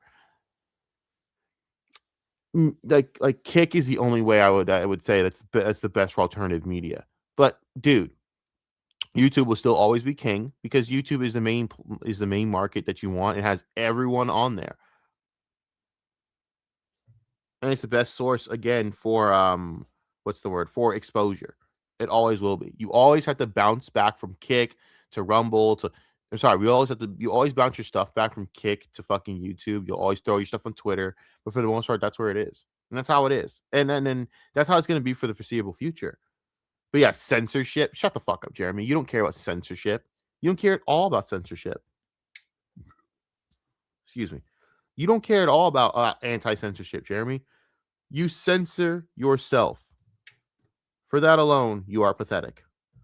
Part of the reason why Quartering's been able to thrive over the years anyway is because all of the actual edgy people, the far righties, the edgelord comedians, the shot jock streamers and whatnot, would all get banned during the late 10s. Yeah, at that time, Jeremy was only popular because he was the safe streamer that survived. Everyone else got taken out. But like a cockroach weasel, he found a way to survive. That's why Jeremy is what he is, because Jeremy has to survive on YouTube. The problem with Jeremy is he's stupid, didn't realize how to actually sit there and throw out that type of media.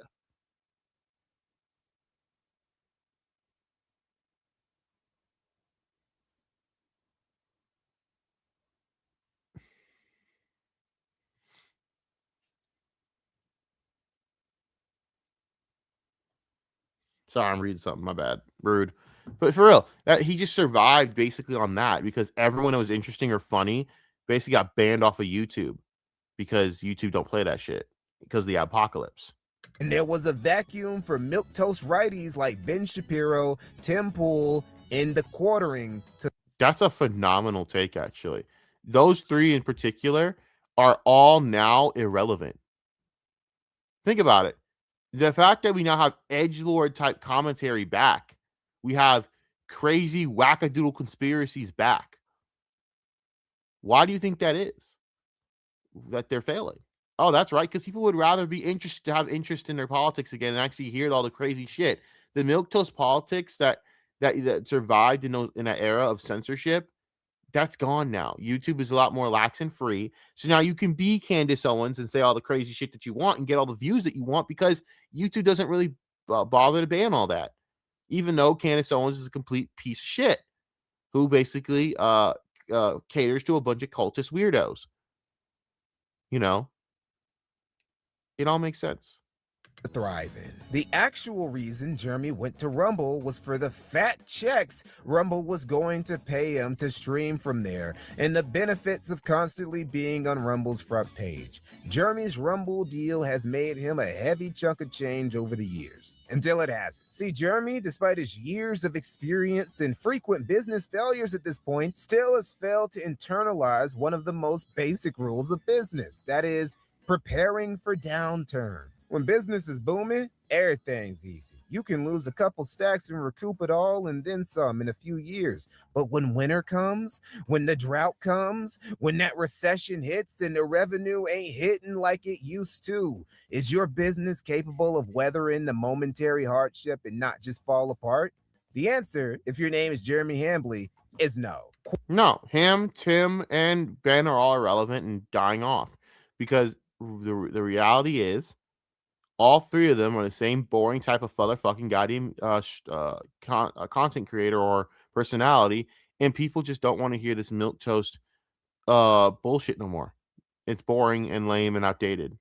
Quartering's entire empire was built off the back of his YouTube success. His endless stream of YouTube slot videos is his financial foundation. Everything else is supplementary. So when these other businesses have been failing, Jeremy was like, it's fine. When his staff payroll gets a little high, he's like, it'll be all right. Even when Rumble ended its deal with Jeremy, stopped paying him those big checks, his subscriptions there start drying up, and he didn't get reliably put on Rumble's front page anymore, he could still shrug and say, well, it's not great, but it's not the end of the world. But shit, it's different when his YouTube metrics start performing so well too.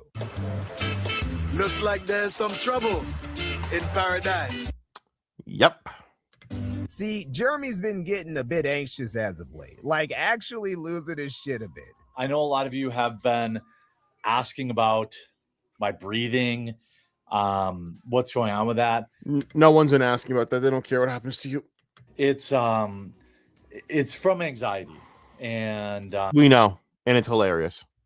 I've been having a lot of it lately. I've been trying to get off the medication. I've been on, SSRIs for a long time for Oh my God. anxiety.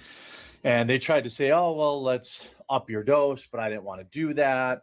And my doctor's like, well, it's not as effective anymore because you've been on it for such a long time. I'm hoping this is just a rough patch. It was a really, really, really stressful July between, my foot. I had Achilles tendonitis, then I had gout, and then I had anxiety, and then I had, the no paycheck for July because the Rumble deal expired. It was just a whole bunch of crazy, stressful stuff. Now, you might look at these numbers and say, that's not bad. Well, they are bad when you're an almost 2 million sub channel and you're hundreds of thousands of dollars in the hole and are employing way more people than you should.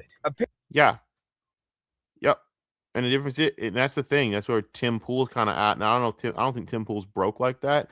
But even then, Thick Weather Woman destroys Carissa Cordell. She didn't destroy. I mean, honestly, Carissa Cordell is so fucking fine. Like, you motherfuckers don't peep game. That's a muscle mommy, not a fat girl. That's a muscle. That's the woman you want to get pile drive by. I swear to God, I'd pay her any amount of money. Pile drive me. I don't care. She's fine as fuck. Y'all just didn't see that. It's cool. You didn't see that. I did. Apparently, breaking even 70K on a video is no longer a guarantee for the quartering. Not unless he's talking about something topical like Charlie Kirk's assassination. By the way, Jeremy has been one of those guys going at Candace Owens for milking Charlie's death for... But he really didn't, though. He actually had a chance to make that a thing, and he pussed out like a little bitch, which is just so fucking sad to me. And by the way, he is right. If you were to stick by that, it actually would have rebuilt his credibility. He's so stupid. You should have, because it's the truth. The only one really going at Candace Owens is Brad Palumbo, and he's right. Everything that he's saying is dead ass. Candace Owens is a piece of fucking shit, an absolute godless woman, and a fucking clown placating to a bunch of cultist fucks, and she can burn in hell. Yes, all of that. But Quartering pushed out like a little bizatch because he couldn't handle people seeing he was also just the same as Candace. So fucking what? Go for it. Get your money, bro. What the fuck is wrong with you? I would have fucking went for it. I still go for it. Fuck Candace Owens. It is always fuck Candace Owens. You hear me to your little cultist fans? Y'all a bunch of fucking mentally deranged, ill weirdos. You need to go seek a fucking therapist or Jesus. Please find something. Views, despite making literally dozens of videos.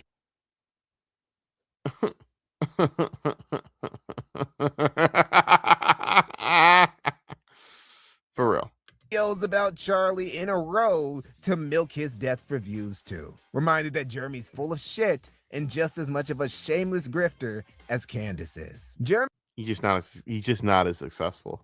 Jeremy's metrics are even worse on his secondary channel, Jeremy Hambly. This used to be a channel called Quarter Cast, and he can't even get 50K on a video reliably anymore. The last few months have been the worst performing months he's had on YouTube in years. And he can blame it on his channel getting shadow banned, censored, or strangled as if his cookie cutter ass clickbait is worth that type of effort from Google. The truth is, no, you censor yourself, bro.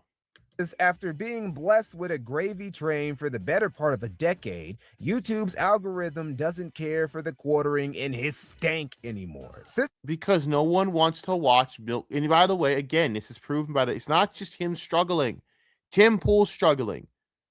Ben Shapiro's irrelevant. At the end, not irrelevant. You know, I mean, he's massively much more relevant than he ever has been. Because no one cares to watch milquetoast politics anymore. It's boring because politics is boring. The fact that Trump won fucked it for all you guys because Trump winning means you don't have an opposition to shit on. You don't have an opposing force to shit on. No one cares to rally and watch this shit. They're comfortable. So because of that, no one cares. And even then, it's not like you're covering the right things, Jeremy.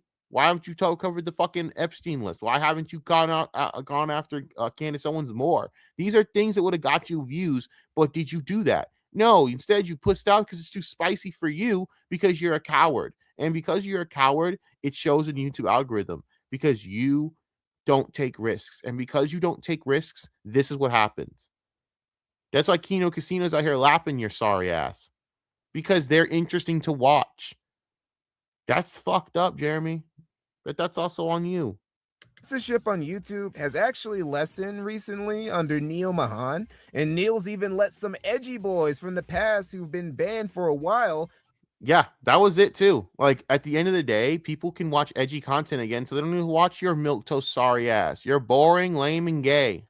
Back on the platform. Now, this is terrible news for Jeremy because the lack of competition was one of his main strengths. He can't hang in an era of YouTube where he's not getting that algorithmic stimulus package and has to compete with right-leaning content creators who make better content than his slop. The next few years of Jeremy's YouTube career aren't looking too bright. And if all this financial stress was occurring in just one place, that'd be bad enough. But it's everywhere all at once. His main channel, his secondary channel, his Rumble, and worst of all, his coffee company. Bro, Coffee Brand Coffee has gotten Jeremy all the way fucked up. Apparently, he's over $300,000 in debt. What's wrong, everyone? Jeremy here from The Quartering. I wasn't sure I was going to go public about this, but it appears I have to now. Many of you know that I've got a lot of irons in the fire. You've heard me say, hey, I've got my Mega Mixology cookbook to help fund the new studio. Obviously it's a meme, but you all know I have my coffee company. All of these things have stretched basically me to the absolute max. It was fine. You probably saw I was selling my Neo Geo collection. I'm selling my Nintendo collection. I'm selling all this stuff to help fund this stuff. We really are at an inflection point where a lot of companies would take on investors. You know, I've got $300,000 almost floating right now in debt. I'm just... What? Oh my God. Being dead serious. And it's the worst type of debt. Debt that's tied to high interest loans and unsecured credit. And he just can't sell any of it. It doesn't matter how many flavors he has or how many holiday specials he makes. Poor Hannah Claire. And by the way, that's just funny to me. Like, the Tim Pool got rid of his staff because he's having the same problems that Jeremy's having. No one wants to watch your milquetoast gay ass bullshit no more because you're boring as fuck. So you go to The Quartering, who's just a worse version of Tim Pool, and is going to end up the same way. Luke's going through the same shit. Money's tight out there because people don't want to watch this boring ass content anymore. I hate to be that guy, but the age of right-wing political media, it's changed. The rise of the Nick Fuentes era is now. And when that dies, and it will in the next 2 years, pretty sure, you're going to have to understand that, you know, moderation may come back, but I don't know. The only one I could watch, honestly, is the gays, you know? I can only watch gay right-wing political media now. I'm not lying to you. Only the gays. I can only watch Brad Palumbo or Ty Rivera. I can't watch the rest of these motherfuckers anymore. Either they're too fucking retarded, and I know they're just being retarded for the sake of wanting to get edgy humor out the way, or they're these fucking boring fucks, and I get instantly depressed watching them. They're all boring as shit. You know, they're all boring as shit, and they don't have no flavor, no spikes. Their content, there's no production value. See, you can be boring like Amala Ekpunobi and be very fucking milquetoast as fuck, but you have to have production value. You have to have some marketability. You have to also have a vagina, so that also helps because dudes like to look at a pretty woman talking about this shit versus a fucking husky-looking dude, and that's how it works. But for someone like Jeremy, you have to be creative and outside the box, and you're simply just not. And at some point, it's about time you start like coming to terms with that.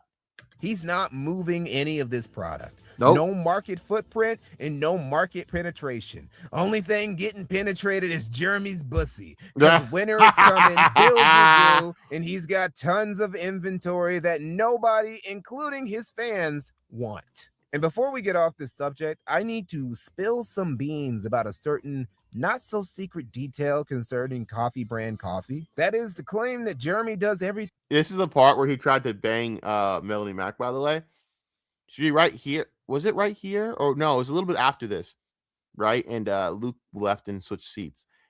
And Jeremy is basically telling the world that he basically wants to take Melanie Mac alone to a bar. And I swear to God, the face that, and I covered this on my channel, you could always watch it, but the face Melanie Mac makes is gold. You know what? We're going to go watch it. Actually, give me a minute. We're going to watch this. Screw that. I do my due diligence and I show things because it's fucking funny and it's legitimately hilarious. So I'm going to look at it. So give me more. The fatigue is so real. I got to look at the leftover recording stuff today from Mikey. Let me look. Oh, the Bears and Niners offenses terrify Tom. Yeah, because Tom's not an idiot like the rest of his Packer ilk fan base. Tom understands. The Bears are legit. Y'all should be very afraid of the next few years, man. Once the Bears get that defense wrapped up in the offseason, which is going to happen, be very, very worried. Very worried. All right, I'm going to show y'all this. This is genuinely the funniest fucking shit right here. So give me a minute. Let me just stop screen here. We will go back to the thing in a minute. All right, I want you to watch this shit. Just look at the look on her face. This shit makes me laugh to this day. Yeah. Melanie and I will be watching the football game tonight. The way she looks at the camera is help me. Like, I didn't agree to that. No, I don't want, because I know you're just going to try and fucking, put it in me. And I don't want that. Ew, no. And Hannah Claire will probably be going. Aha! The help me face. It never gets old. Suffer, bitch. Suffer. Suffer, Jeremy. Suffer, you motherfucker. Suffer. Everything in-house at his privately owned coffee company and doesn't just drop ship. There's a big difference between what I do and what most everyone else does. I don't drop ship my coffee. We roast our own special blends. We hand flavor our beans. We pack our orders. We ship our orders. We handle our customer service. We are not a drop ship outlet. We're a real coffee company. Yeah, that is also a lie. Of course it is. Jeremy doesn't do all the work in-house. Pick the beans, roast the blends, all that stuff. No. He didn't even really buy a coffee company at all. What he's actually been doing is repackaging coffee made by a company called Mill Creek Coffee Roasters and selling it as his own, which he can do since Mill Creek Coffee Roasters is a private label that allows other white label companies, which Coffee Brand Coffee actually is, to do that. In a video Jeremy posted to prove that he does in fact have a roastery, people are able to compare these photos to ones that Mill Creek Coffee had available on their social media, and they looked identical. People also noticed that Coffee Brand Coffee's LLC coincidentally happened to share the exact same address as the LLC of Player One Coffee, a coffee company coincidentally owned by Zach Shutt, who's also the CEO of Meta PCs, coincidentally. One of And guess who had a Meta PC in that last clip that I showed you? Jeremy's main sponsors over the years. Also, yep. So, coincidentally, of course, Zach's Coffee had also featured a roastery that looked an awful lot like Mill Creek's. Also, they somehow had the same address that was only a 20-minute drive from a facility owned by Mill Creek Coffee Roasters, who are the ones who are actually brewing this coffee. Not Player One Coffee, and certainly not Coffee Brand Coffee. This whole time, Quartering's been bragging about how he's doing everything in-house instead of drop shipping. In reality, what he's doing is technically a step below drop shipping, because not only is Coffee Brand Coffee a white label product, it's just a copy of another white label product, Player One Coffee. And this isn't some grand secret either. Companies who actually do roast their own beans know exactly what Jeremy is doing. So the Coffee Brand Coffee Company, that's basically a millstone around this motherfucker's neck at this point, was built on a lie that Quartering has been peddling for over 3 years. Let this be a lesson.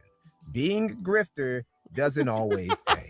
The quartering is spiraling. His metrics keep dropping. His businesses have all failed or are actively failing. He's burning through money month after month, and Melanie Mack and Sydney Watson still won't give.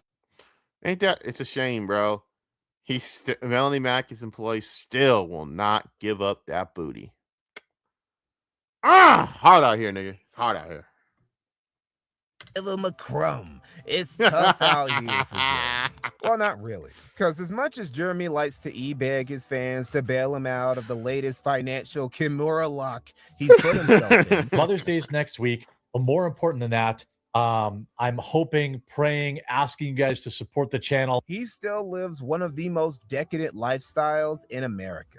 And he doesn't even hide it. At least with the Millhouse coffee roaster shit, he tries to keep that on the down low. He'll just openly talk about and post photos and videos of his collection of vintage arcade machines. Yep. His fleet of cars, including his fucking RC racetrack, his fucking game, his fucking collectibles, everything. It's like, so why should I care about your issues? Fully modded Cybertruck. What a dick. His multiple $1,000 plus watches. He's like he's Ethan Klein, except he bitches about not being Ethan Klein.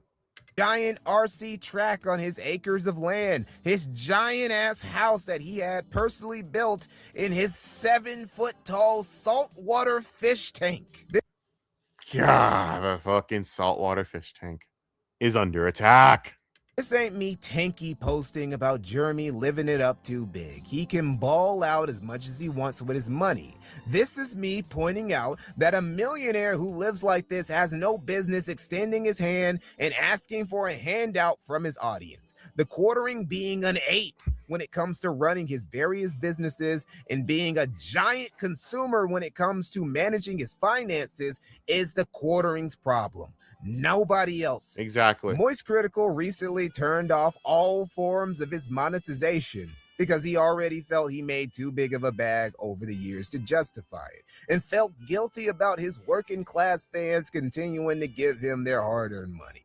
But Big Hambly over here, he needs those donos, he needs those memberships, he needs that ad revenue, he needs a Rumble deal, he needs for you to buy his coffee, he needs for you to buy his MAGA mixology book, and he needs for you. What the fuck is up with his hand, dude? Why is your hand in your is your hand in your pants or some shit, bro? Like, bro, what the fuck? To pay for his hotel expenses. Holy shit, dude. Just get a cup, find a corner, and start begging pedestrians for change at this point, dude. God damn. So, bottom line, you're a huge grifter. Massive. Yeah. Well, I've actually, so I have it drawn out. I have basically a 2-year plan that started last year. I'm pretty sure that like my channel will be irrelevant like by this time next year. There hasn't been a big push in the last year. And if there isn't another one next year to kind of refresh viewership, I've already kind of started planning my exit plan. So I'm maximum grift. Well, you might want to start soon, nigga. That's the end of this stream. Thank you to Mikey Ono for this fucking amazing goddamn documentary. Be good. See ya.